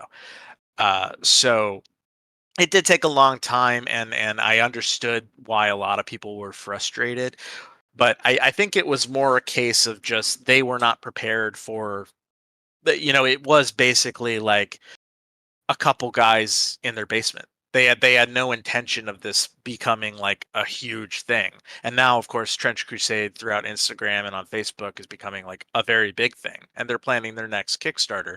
I think the next one they're definitely going to be more prepared for how popular this Well, you'd setting and hope. these models are going to be. And I will say that the models that I received are fantastic. So Good.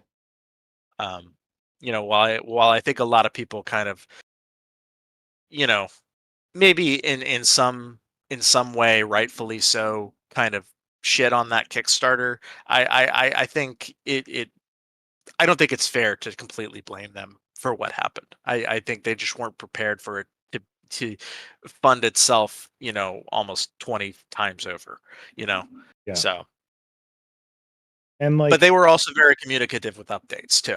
oh, good. And to kind of like wrap things up with Stephen May, like though he has done Kickstarters before, and he did, he's said that he's learned from like the shipping issues that he had with his, like I guess the Piscan for you, and that he's going to address those when he ships out the recon squad. He has also said he's not going to do a Kickstarter again because he finds it way too stressful. So, and he has also said that he's like gotten additional support to fulfill this Kickstarter. Hopefully that That's helps good. it go a little smoother, in case he was trying to do it all himself before. Yeah, so hopefully like live and learn, I guess. But when it comes to like how you're assessing your own Kickstarters, you do have to take that risk. Like Shane said, it's an investment. You're making an investment. You have to hope it pays off. You can do your due diligence, and like if people, you can also check like as soon as when someone creates a Kickstarter, you can click on their like name and you can look at other Kickstarters they've done. I don't know if you can see like a key takeaway is if you go to like previous Kickstarters, you look at the comments that the backers are leaving on their posts, because backers are not like, if backers are waiting for feedback and they're not getting what they want, they're going to say so in the comments on the updates that the creators post. So that's something you can check. Although I don't know if those are public for people who aren't, but that's one possible thing. Yeah, look at previous Kickstarters they've done, how many they've done. Um, that might be an indication. So, should we get to the stories? Kajan, could you maybe pick a story? Or But before we do that, I have a question for you. yes, How is painting with the marker? it's annoying. It's okay. Okay. It's not as fine as a paintbrush, definitely. Maybe I just need to get used to it. I would not really want to paint something smaller than this, but it could be also, I'm not sure that it's the exact right color that I want for my Tyranids. It's okay, but I need to learn how to control it properly.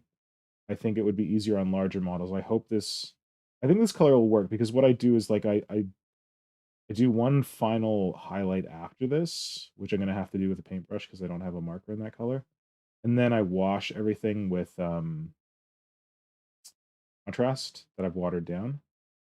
So I think that will like blend these colors together, but this looks bluer than the bright jade that I was using for the other guy. Like if we look at them together, Joshua Rayner said at least it keeps the tip. well, yeah, you'd hope so, but we'll see. We'll see. I think it might be a cool tool to add to my toolbox, but it definitely does not have the fine motor control of a paint. I shouldn't be surprised by. I mean, there are other acrylic markers with like a 2 mm tip and stuff like that. So yeah, I could look into that. I mean, not from. I don't think AK has them, but I mean, in general, acrylic markers. There are some with really fine tips. Yeah, I literally just used this one because they gave it to me for free. So, just thought it would be interesting to. Yeah, it's definitely not as fine. It's good. Like the coverage is good. I'm happy with the coverage, certainly. But the fine control is not necessarily there, and I'd be concerned about trying to do smaller carapace than this with the marker, but I don't know. Joshua also wants to know how many color schemes you have for your Tyranids. How many color schemes? Yeah. It's one. I'm not sure how to answer that question. I think you just did. I think I have one, but it is the case that like it has evolved over the years, certainly. Like a Tyranid. Like a Tyranid. Yeah, it's definitely evolved over the years. So it's gotten to be like more yellowy, and like I can never find a pink I'm happy with, and I went through a lot of different teals before I found ones that worked like in the way that I wanted them to on the carapace. So it's an evolving thing, but I think it's been pretty more or less locked in since I started using well, no, I guess the pinks have changed since I started using contrast. But the marker is a tool you can use. Might be better on larger Tyranids. I intentionally did it on this. Come on this carapace on the right because it's less fine detail than the one on the left. The one on the left, Iobutov took a lot more from the winged prime and the walking primes, and there's a lot of fine detail on the carapace. Whereas this one, it still has a lot of fine detail, but it's not as like tricky to get at. So anyway, yeah, that's now I'll go do the next layer, I guess. So any other questions in the chat before we move on? No, just a comment. That it's the marker could be good for actually drawing things like a tattoo or miniatures, perhaps. The only challenge is that the tip is not that fine. Like if you have a look here, like if you look at the carapace plate. Hold on, let me try and draw a tattoo. What should I draw? Yeah, You don't put very much pressure on it. In the Tyranid subreddit, the suggestion was a couple of times that these markers are great if you do the coconut crab scheme when you have to do all those dots. Oh yes, that's a good point. For that, they are great. And of course, if you get one with a finer tip, as I said, there are some with 2mm tips. Yeah. You can do the striation lines a little easier if you're not used to a brush, but yeah, the challenge is then you got to find your right color. Like this is close to the color that I want to use. I'm happy that it was free, but it's I guess it's pretty good. It's pretty close. I see these being more useful for like armor, like Yeah. tanks. And that's what they're created for. Like literally, this is like real colors. There's like a tank tread thing here, and they're all military things. Like this is Russian cockpit turquoise. So it's it definitely they're made for armor.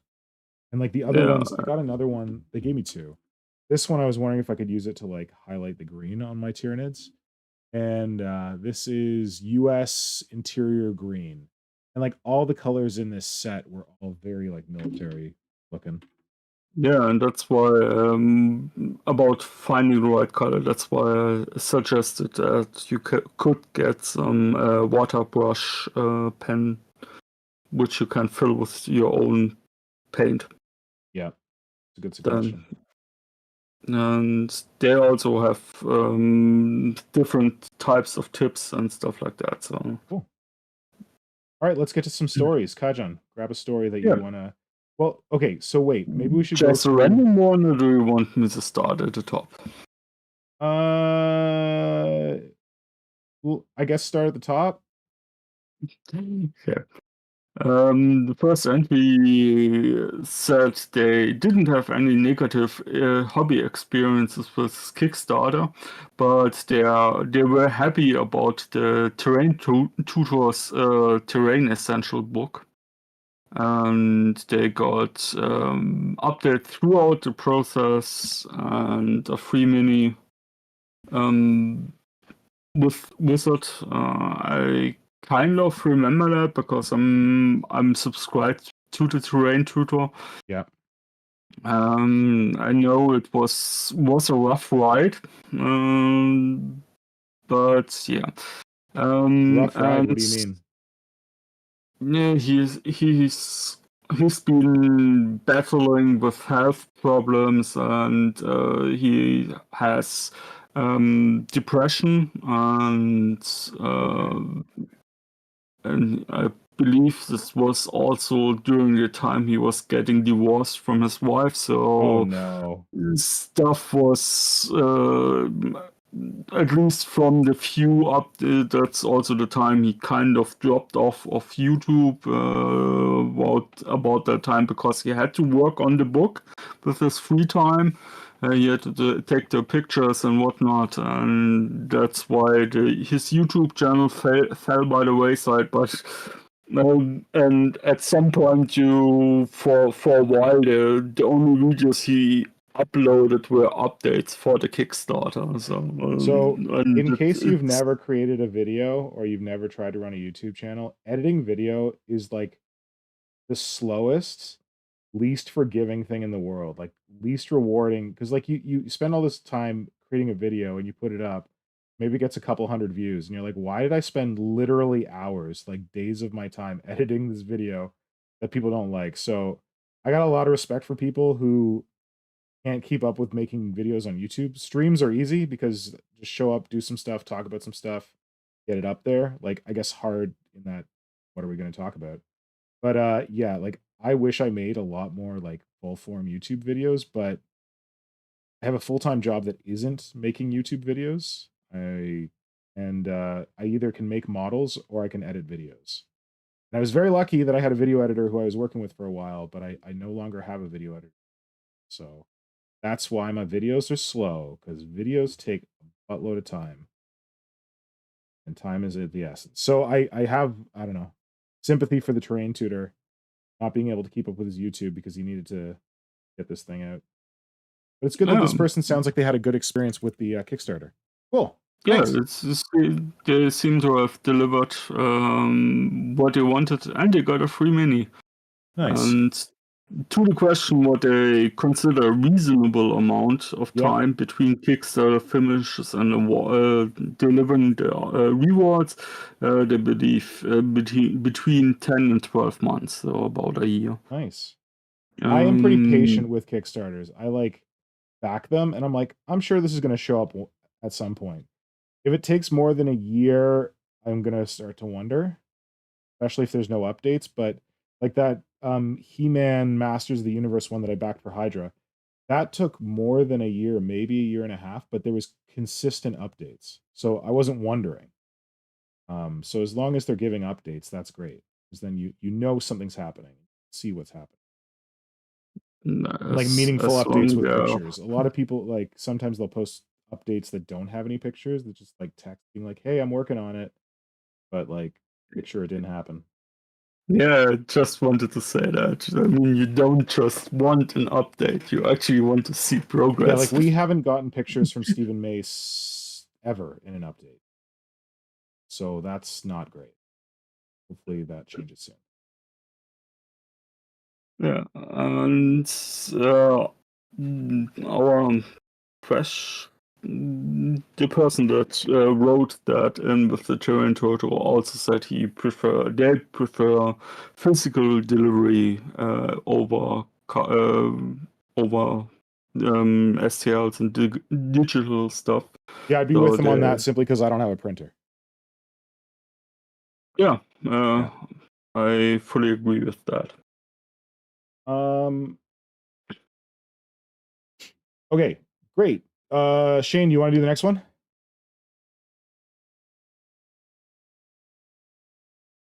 I don't know if Shane's here. Sorry, I muted myself. I was having a coughing fit. Oh, sorry. Yeah, is it not a good time to do the next one because of the coughing? Yeah. No, it's fine. I'm good now. Okay, happy to hear. So the next one, the individual says under whether they had any negative hobby Kickstarter experiences. He said, beside the Hero Quest 25th edition fiasco, which I dodged in the last minute, not as many of my friends. I'm Wait, I got interested to Hero hear. Quest. Is this a different one? Yeah, I'm not sure. 25th edition? I'm not sure I think exactly I what got the happened with Hero that. Quest thing, and I have it. I had no problems. But I Hmm. wish they'd gone into more detail on what that was about. If you're in the chat and you want to out yourself, please tell us about this Kickstarter for Hero Quest, because my Hero Quest showed up no problem. Um, Okay, go they ahead. say the Sorry. worst one that they've had, other than that, was the Recon Squad by Stephen May. Well, I think I know who Mr. this Pink person and Stream is. guys know about it, but wanted to point out that Steve is obviously burnt out, and removing all the GW content on Instagram is good evidence. Problem is, last week he tried to calm down people, offering a new heavy weapon that needs to be sculpted and shown, and then we have another non-existent promise on our list, and so on and so on. There you go. That's the same one that we were I talking wasn't about aware earlier. that he'd removed all the Games Workshop stuff from his. There was I don't know what happened there, but there was something where I think I saw a story post from him. I think that I don't know. He's made like he's posted stuff from Games Workshop before that he worked on when he was there. And Mhm. when I've seen his posts, I would describe them as he was like commenting on how he had conceived of the model and then noting how they'd changed it and maybe being a little critical about that. And maybe he caught some heat from people who still work in the studio, or I don't know. But I remember Yeah, him, and that I was could also see like that. he kind of stepped back from posting on Instagram as much as he usually did. I that all happened. Yeah, his last post was in July, Yeah. and he used to post all the time. So yeah, Because I think but he yeah, did the mouse I did strains. notice He those did posts. some stuff with the mouse strains. I think he did the coalescence or something, or he had an initial concept for the coalescence. Yeah. Yeah, I think I know who this person is. So I'll ask them about this Hero Quest Kickstarter because I got mine no problem. In fact, I got mine, but I've never used it, so I think I'm going to sell it at like this board game yard sale in September. Alrighty. Yep. Well, then they also said that they'd like to share in terms of happy hobby experiences with Kickstarter. They said, I'd Yeah. like to share Durgan's Forged Dwarves. Amazing quality, best communication ever, made the wait negligible. It was always about that. If the community feels that work is being done and there are no excuses, the delays don't really matter. I Perfect. 100% I agree with agree, this. 100%. And this is why the Trench Crusade Kickstarter taking 2 years longer than it was promised didn't bother me, because they were always extremely communicative. And you never got the sense that they were just goofing off. They were doing other things instead of working on They stuff. weren't They just were building always a very sensory clear. deprivation tank. Yeah, exactly. And I also think through this whole thing, James Sheriff, who's one of the, he's Brass Monkey Oh yeah, on okay. I know Instagram. Brass Monkey. Yeah. I know he had some kind of like family thing that happened during this whole thing. He never got into what the details were, nor should he be expected to. So I also think he was dealing with stuff in his personal life and was trying to balance that as well. Yeah. But yeah, I totally agree with this individual that communication and clear and honest communication goes a long way. Yes, and please God, Um, post photos. If you're running a Kickstarter, post photos. Show people your work, even if it's not Yes. great, even if it's not done. Just post photos. Show Yeah, people that something's happening. for Even if it's sure. what like, here's a box that I'm like prototyping to like put the miniature in. It's all cardboard. Like just it's great communication. Mhm. Great. Anything, Wilson and did just they say commented. about the like whether they want physical or One second. They said physical via cast or printed minis. The one interesting thing is they say 1 to 3 months is what they consider to be a reasonable amount of time okay, for a that Kickstarter I to would feel like is finish. too fast. That is, I mean, if it's like entirely digital, maybe. Yeah. Assuming all the digital STLs are already finished, which I mean, I kind of have opinions on that trend and Kickstarter in general. But for physical miniatures, I think just the logistics of shipping to so many people in general, it's going to take longer than Yeah, that. like that needs to be like a finished product, no stretch goals added. Like, yeah, that I would be shocked If you got me my Kickstarter in 3 months, I'd be like, what is this? This cannot be my Yeah. Kickstarter. It's too fast. I mean, even Andrew May, his Kickstarters usually take like. Well, I guess they do generally take like 3 to 4 months, but Some people he's do a that. machine, and he's got it down to a science at this point. Tom Kajan? Wilson commented. Tom Wilson just commented a little bit earlier, and he said, "I didn't realize that was the same guy. He was threatening legal action against other Games Workshop staff in his comments at one point." He was? I don't know. Oh That's man, why. I missed that. Oh, that's okay. That might be why he took down his Games Workshop stuff. He was threatening to other people, or he was being threatened? Mm, He's saying he was threatening legal action. Interesting. Okay. That's interesting. Huh. Well, I didn't see any I of didn't see that, that. but I'm not saying it didn't happen, Mm. but thanks for the context, Tom, because I missed that. Okay. Thanks, Tom. Anything else in the chat, Kajan, that we should make sure we hit?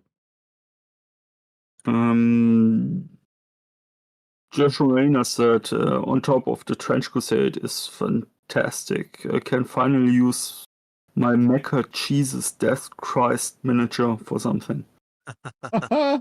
Awesome. Cool. Kajan, do you want to take the next story? Yeah. The next story is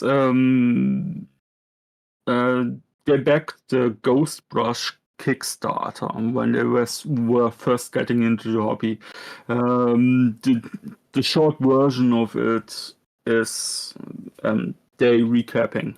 They're not. They're giving us only the short version. Great. The short version of it is that they were cheap white synthetic paintbrushes to help show your bristles are dirty. What? And I have no idea. I have no idea. But I mean, they were just getting into the hobby, so I can understand the logic behind why you would want something like that. Yeah. But yeah, that's interesting. Damn. That's a product. Sounds like someone might have been taken for a ride. Yeah, that.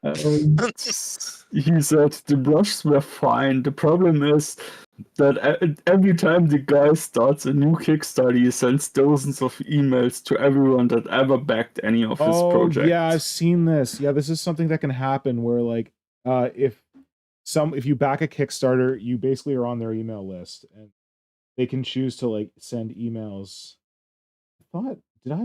There's someone that I thought I did like a Dungeons and Lasers Kickstarter, but maybe I didn't actually back the Kickstarter. I just like did it after it like finished. And I get so many emails. And like the guys who did the Cthulhu cards, they're like, "Want to do this other Cthulhu thing with us?" And I'm like, "No, dude, I'm good." And just to warn people, some parts of this world that is not something you can legally do, and you get in trouble if you do that. Because at least over here, you only are allowed for the first year or something like that to send something. There's a deadline, and when you go over the deadline, it's considered spam, and then you're getting into deep shit. Unfortunately, at least in America, sending spam emails is not against the law. Well, we have some toothless laws in Canada about it. Okay, cool. Let's go on to another story. Getting late. They'll continue with their happy experience. Yep. And it said they backed the Amazon collection from Artisan Guild.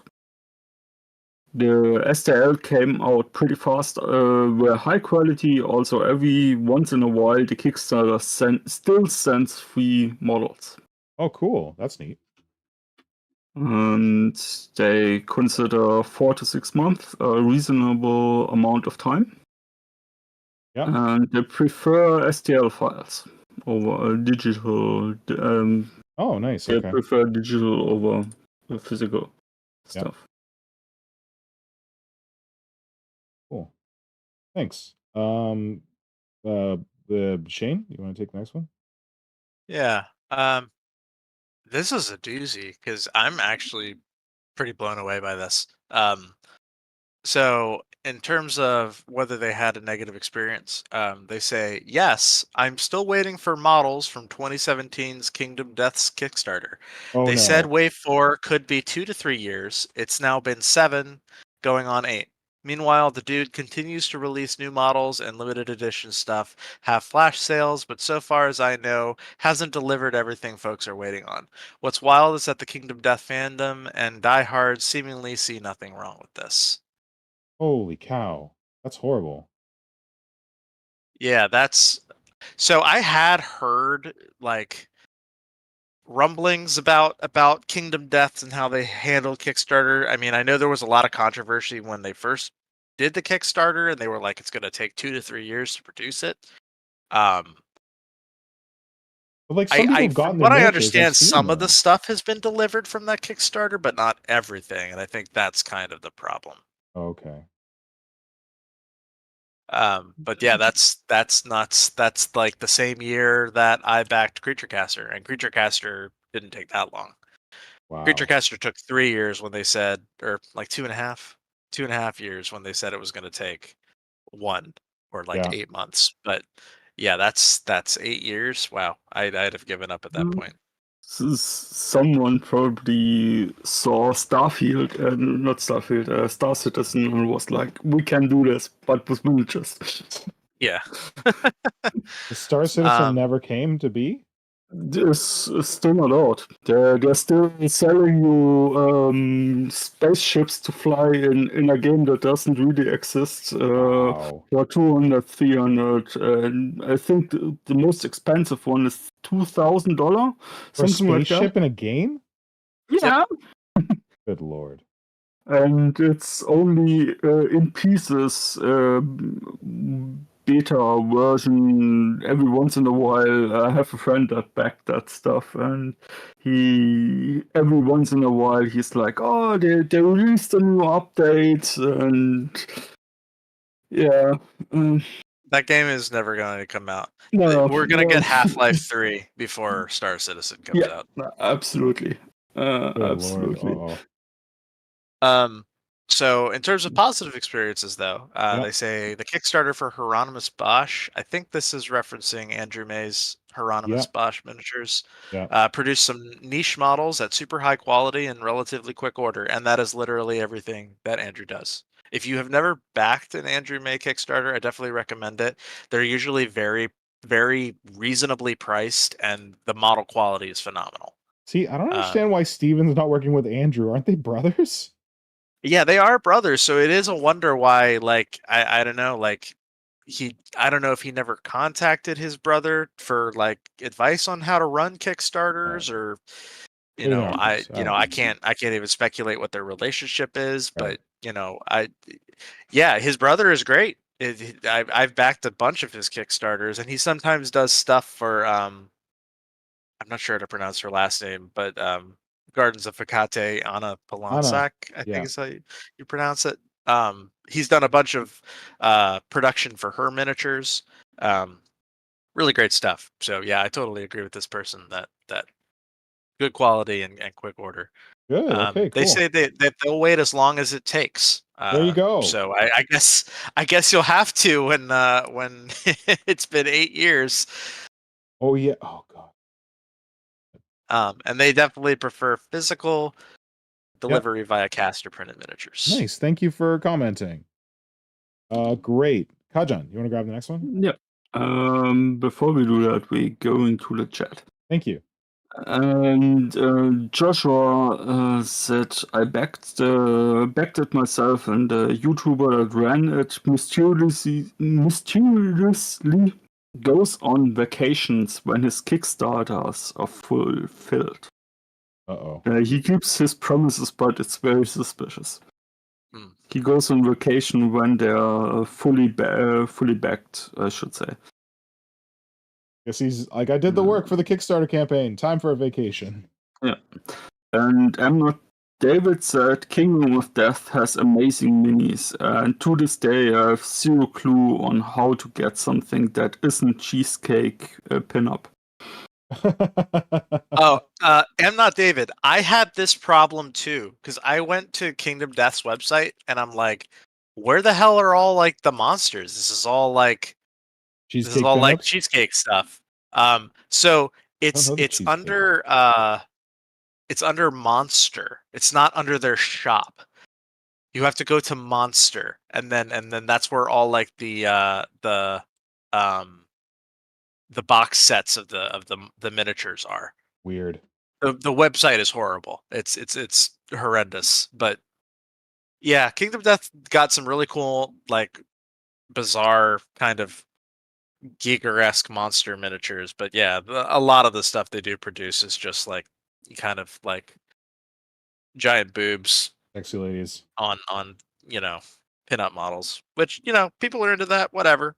No judgment here, but it's not my thing. Yeah. I mean, I feel it always depends on the faction you're playing. Yeah.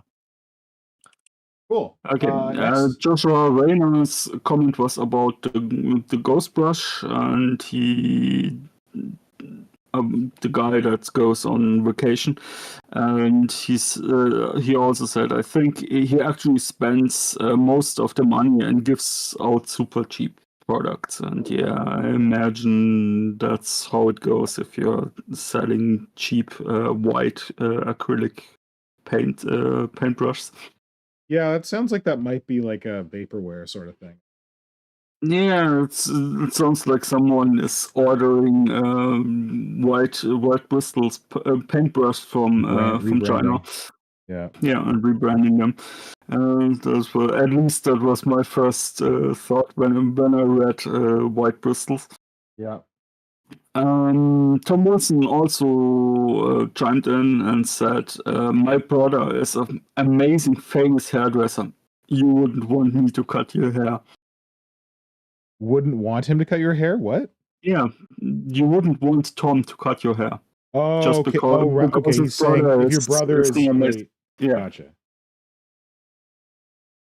So I was actually mistaken. It is actually under the shop, but then you have to go to game, and under game there's expansions, and then under the expansions are all the actual monster minis that you're looking for. I'll post a link in the chat. Thanks. Yeah. Now we're going back to the question here, and because there isn't much for the next 3 entries, I will be taking the next 3. Thank you. And they have no negative experiences, no positive experiences, but they would like their rewards in 4 to 6 months and prefer physical delivery. The next entry has the same answers, similar answers. They said they have no negative experiences. Yes, they had good experiences. I mean, that's at least something. They didn't go into detail. So I know there's at least one person who commented to me that I didn't make it clear when I initially set up these questions that they should go into detail about their experiences. They thought those were yes/no questions. So I edited the form after that to be like, have you had a negative one? Tell us about it. Have you had a positive one? Tell us about it. So they may have resubmitted later and expanded on their experiences. And they said, yeah, probably because we have twice an entry that says, I'll wait as long as it takes. Yeah. That's going to be repeated as the last entry later. And they, as I said, they would be waiting as long as it takes, and they prefer digital delivery via STL files. Yep. And then the next one is they also don't have negative experiences because they're fairly selective with the ones they are backing, and that's a good suggestion. Of course, you never know what you're going to back. And even if they're looking serious, at least when they're first time person. Yeah. It's probably harder to discern. At least that's how I had my negative Kickstarter experiences. Yeah. And not about the happy hobby Kickstarter, they said not a single experience, but backing anything by Westphalia Miniatures has been a pleasure. Oh, that's good. They consistently deliver a quality reward and often sooner than I would expect. And Cool. they I just backed them, so also, I'm happy to hear that. yeah, I hope so that it's a trend that's continuing on. I'm a member of Uh, their Patreon, and they just shipped the miniatures. They do this pretty cool thing called the Cabinet of Curiosities, where like every month Boris sculpts a mini, and Yeah. as long as you're subscribed to the Kickstarter, you'll get that mini at the end of the year. It Cool. takes a little bit because they got to produce it, but great stuff and really high quality miniatures. So I have positive experiences with them. Good. That's kind of like a Kickstarter in a way. Is Yeah. like because the stuff isn't made yet. So Yeah. they they prefer the rewards in 10 to 12 months and prefer physical deliveries. Nice. And Chat has nothing to say. okay. Okay. I'll take the next one. Yeah, go for it. Just because we're getting there time wise. We're late. It's not. There are not many left. So Okay, good. So the next one, they said they have had no negative experiences, but they did have a positive one with Twisting Catacombs, the Minotaur Horde. Very cool Minotaur models. Nice. They think that 4 to 6 months is reasonable, and they did not answer whether they prefer physical casts or printed. I'm taking that to mean they're good with anything. Yeah. yeah, and I'm taking the next two because the next one replied they have no negative experiences, but they have positive experiences. Yeah. And they prefer their rewards in 10 to 12 months and in physical form.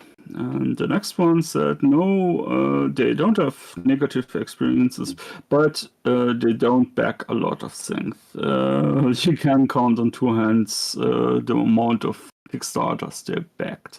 Yeah, that's kind of like me. Back a lot. Cool.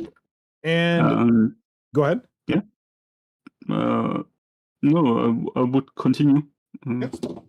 Okay. The positive experience they had is Dungeons and Laser Xeno Dragon plastic kit. Awesome price, excellent product, delivered on time. It was a long lead time because making the models for plastic model takes time. I'm also backing a dice sorting box just for the STL. It seems to be on target and looks good. I have that same Xeno Dragon, but I think that was you can do this thing where there's like you can back in Kickstarter when it's like the campaign is running, but sometimes if the campaign was super successful and they're making like more of the thing, there's like I can't remember what it's called, but it's like after backer or something. It's like backer kit. I don't know. It's like after the campaign has wrapped, if you miss the Kickstarter campaign, sometimes they'll still be open for you to order stuff. And I ordered stuff from Dungeons and Lasers, and they gave me a free dragon, and I took Xeno Dragon. But I got a lot of Dungeons and Laser stuff with the idea of making like a Space Hulk type board with it, but I've never done anything with it, so it's sitting in a box. I have a lot of it. And I'm spontaneously curious what the hell a dice sorting box is. Well, I think Miniature Wargaming is doing one where it looks like one of those Munitorium containers. And it's like a dice rolling tower. Oh no, but I guess it's not sorting. I don't know. Yeah, I mean, if I'm imagining a dice sorting box, I imagine like I take a handful of dice and throw them in there, and it sorts the dice. Maybe That's it does. what I'm imagining when I'm hearing dice sorting box. I think you're of probably course, right. Okay. Are there any more, or is that the last? There's a couple. There are 3 more after this, and they expect 7 to 9 months in physical delivery. Okay. Yep, that's it for that. Great. Well, thank you to everyone who responded. I pulled up the stats We here. have What? We have 3 more. I thought you said that's everyone who responded. One for Shane and 2 for me. Oh, okay. Go for it. Shane? Oh, which one are you on? The one you have marked. Oh, okay. So they have not had any negative experiences. They did have a positive experience with Tinker Junkie, straight to the point, delivered before date, physical 3D printed GT Warhammer terrain that's foldable and bicolor. Oh, that's pretty cool. Nice. They think a reasonable time is 4 to 6 months, and physical delivery is their preference. Nice.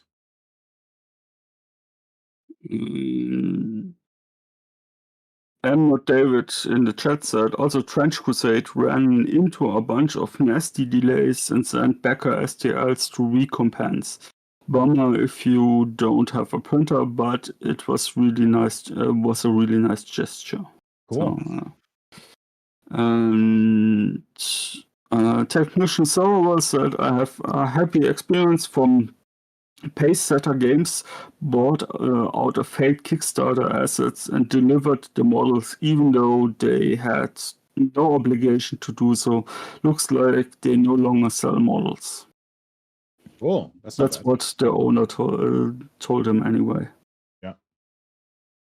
And then the last 2 entries is the negative experience is Prodomo Miniatures Alien vs. Predator board game. Took ages, they never fulfill. Oh, shit. This is Archon Studios, isn't it? Wait, it's there's more. Yeah. Took ages, never fulfilled all the pledges and extras. Used the money to fund a different company, Archon. Yeah, I've heard of this. I heard this story. Archon. So Dungeons and Lasers is actually Archon Studios. Oh, wow. I didn't know that. Yeah. Oh. Yeah, there's something skeezy. I don't know the full story, but I remember hearing that they ran a Kickstarter for an Alien game. It didn't deliver. They set up a different company, and then the company that was supposed to do the Alien game like just went out of business or something. But it was like they're still around, just in a different name, doing other stuff. Apparently, Fox got involved with that one because, like, they were like, "You licensed this game, and now you're not releasing it. What's going on?" That's how the comment continues. They used the money to fund a different company, Archon, to start their own Kickstarter while Prodomo Kickstarter languished, made a mess of the licensing deal with Fox, and used it as excuse to avoid compensating people. Proceeded to repeat this performance with other Kickstarters, and I'll spare you the name they called them. Okay, probably well deserved. Yeah, and their positive experience is Heresy Miniatures Return of the Monsters. We mastered a load of old metal models in lightweight, detailed resin, decent price, and the guy behind it is a good bloke who worked hard to fulfill every pledge. Cool, that's good. And we are seeing again the 10 to 12 months and physical delivery preferred. And the last one is they never had a negative experience. There have been projects that missed the ETAs, but the creators clearly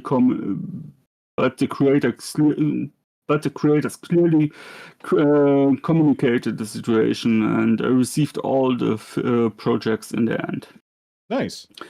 And then we have, they have nothing extraordinary in the happy Kickstarter column, and they will wait as long as it takes and prefer physical delivery Nice. Okay, so that's the And last one? that was the last one, and we also don't have new comments in the chat. So Okay, well, thank you both for going through those, and thank you to everyone who shared their stories. That was good. We got like a good range there, I think, and hopefully folks can take some tips from what we've been through on this. I just wanted to pull up because the forum helpfully takes the answers and gives us a little chart showing them. So of 12 responses for when considering whether to back a Kickstarter, which delivery method do you prefer for your miniatures?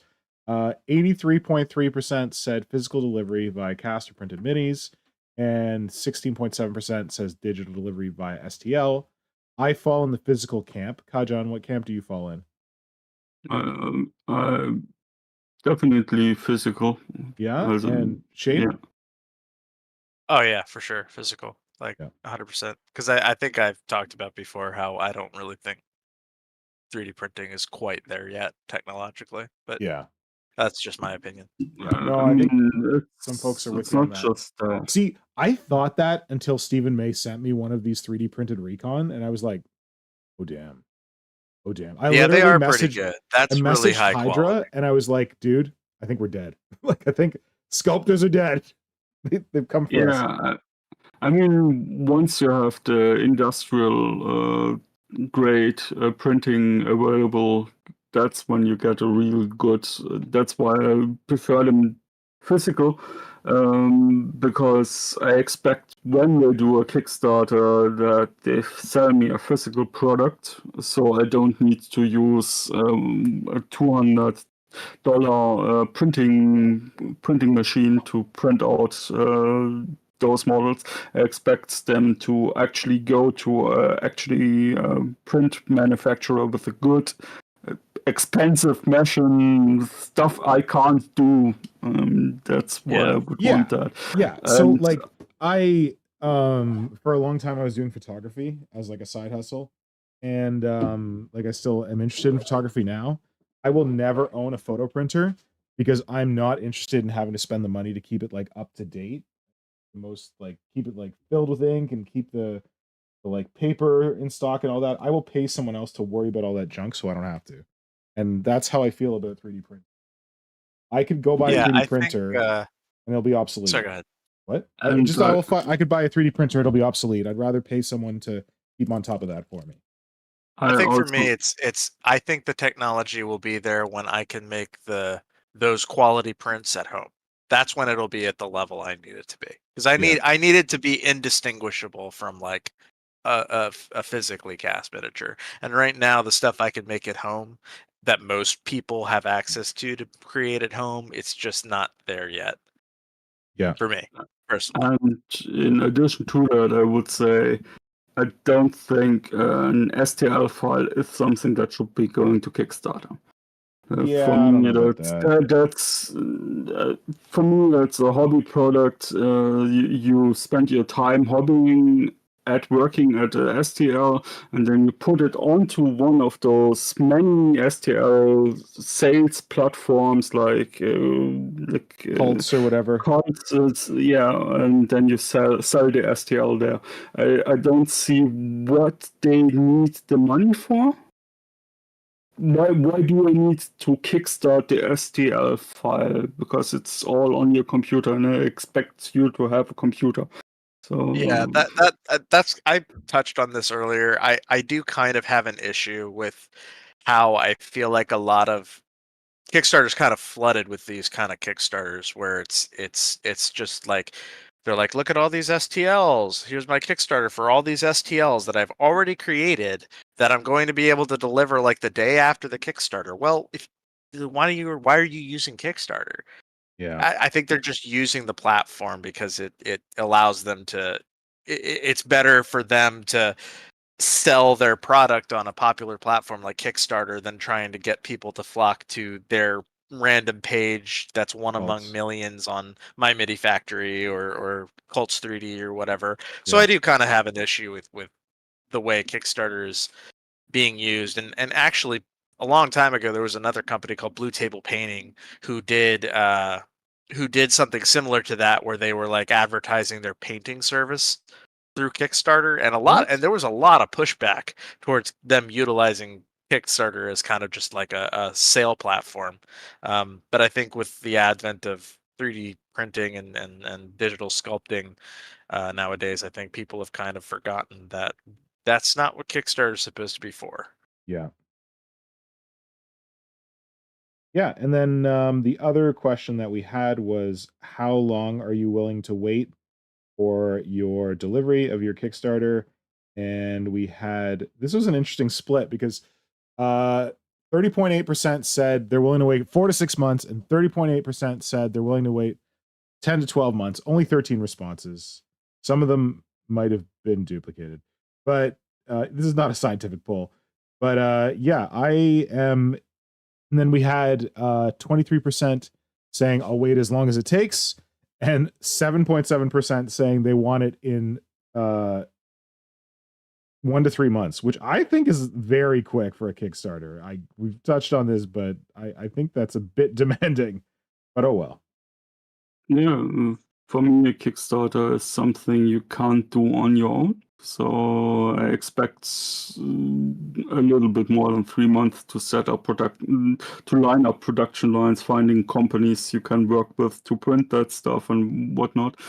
Yeah, theoretically, I guess you could find that stuff before you launch the Kickstarter, but I get what you mean. Theoretically, you probably should know that stuff so you know what your Kickstarter target should be. Yeah, So, true. But yeah, from the numbers I'm seeing here, you're golden if you're about 6 months, and about half your customers will probably be happy if you're delivering within the first year. Yeah, like I think that if it goes beyond a year, if I were to vote for this, I would probably be in the 10 to 12 months bracket. Although I say that, and the Recon Squad has only been 7 to 9 months, I guess. Right, but they promised it in March. If they had Yeah, promised but it a year from then, whenever I it'd look be at a different. Kickstarter, like whenever the date says like it's going to ship on this date, I take that with a grain of salt. I don't actually believe that Kickstarters are going to ship on the date they say they're going to ship. Yeah, I generally stack about 3 months onto what they say. Yeah, which I think is a good tip for folks who are considering backing Kickstarters. We have 2 more comments in chat. Yep. Emma David said, I've seen STL creators say that Kickstarter campaigns end up drastically more successful than, say, my mini factory purely by being on Kickstarter. So that's probably the right guess. And John Wilson said, I remember the early days, someone trying to kickstart a camera for their YouTube on Indiegogo. Oh my god. Yeah. That's basically what Blue Table Painting was doing.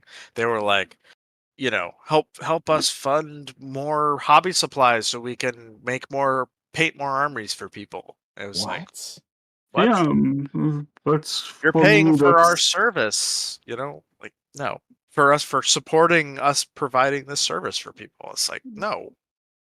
Ew. Yeah. Blue Table Painting, you guys know Peter Dradenfield? He's a tattoo artist, but he also does Tyranid stuff. I got that Screamer Killer from him. The big chonky boy Screamer Killer. He's on Instagram. I don't know if you remember him. He had his own Tyranid conversion bits called Epoch Studios. Oh yeah, I remember those. Yeah. Back in the day. He sold Epoch Studios to Blue Table Painting, and apparently he was pissed because Blue Table Painting never did anything. They just like sat on it. Yeah. He's like, oh man, I wish I'd never sold it. Well, you could always start again. Tried to sell it to me, but I'm like, I don't know what to do with the business. This was when I was much. I don't know that I still would know what to do with that business, but he was like, hey, you're really interested in Tyranids. I need to get out of this game. Do you want to like buy this stuff from me? I'm like, I was not in a place to do it. But anyway, that's my knowledge of Blue Table Painting.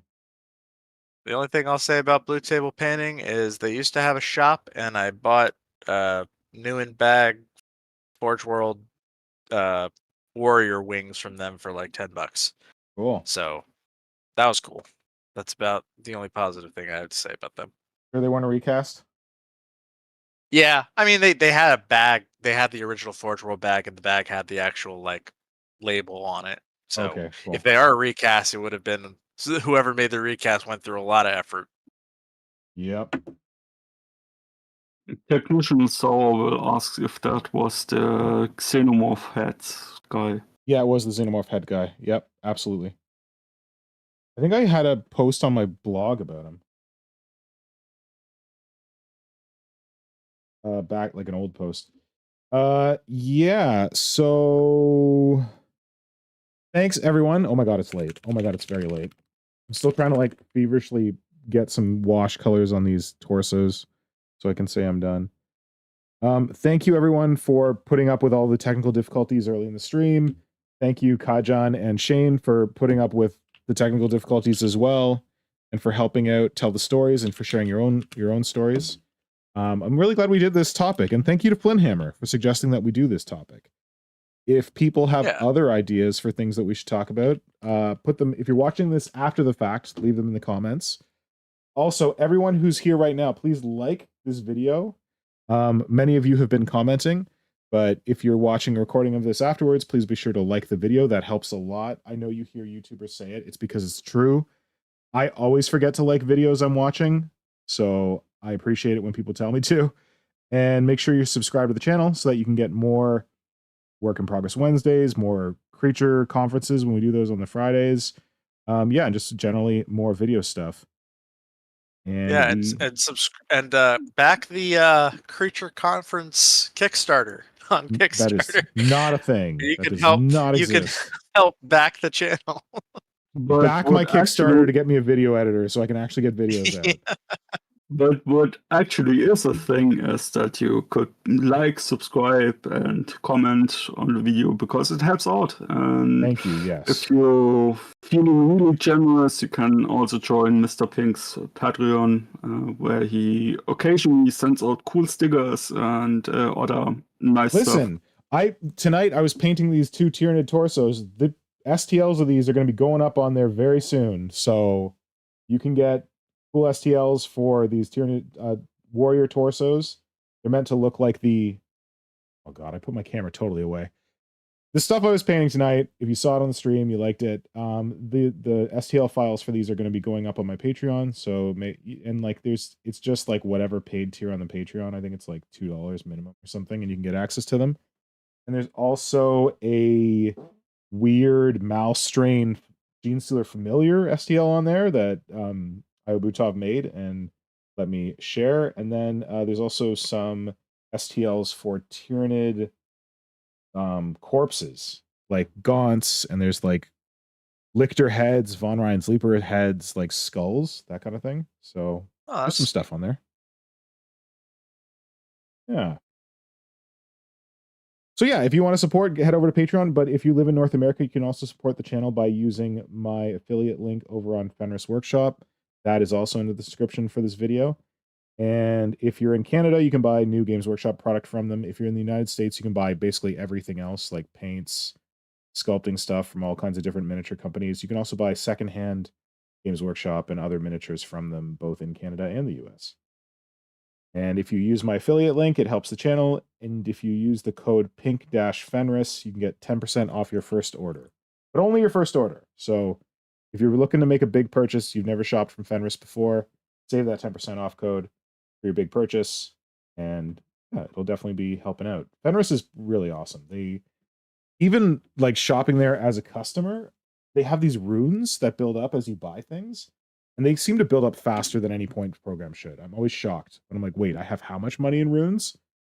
I didn't think I spent quite that much, but apparently it adds up. So anyway, that's Fenris Workshop. We really appreciate them being a friend of the channel. If you're in Toronto, head to Wheels and Wings Hobbies down on the Danforth, because they're the ones that gave me the paint markers that I was using in this stream.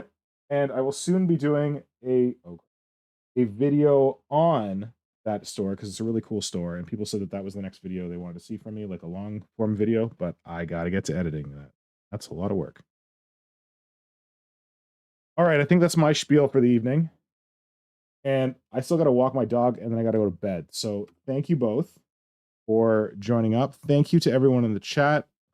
I hope everyone has a creative weekend, safe weekend, and we will talk to you again soon.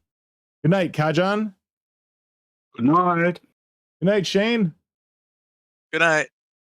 And good night, everyone at home. Bye.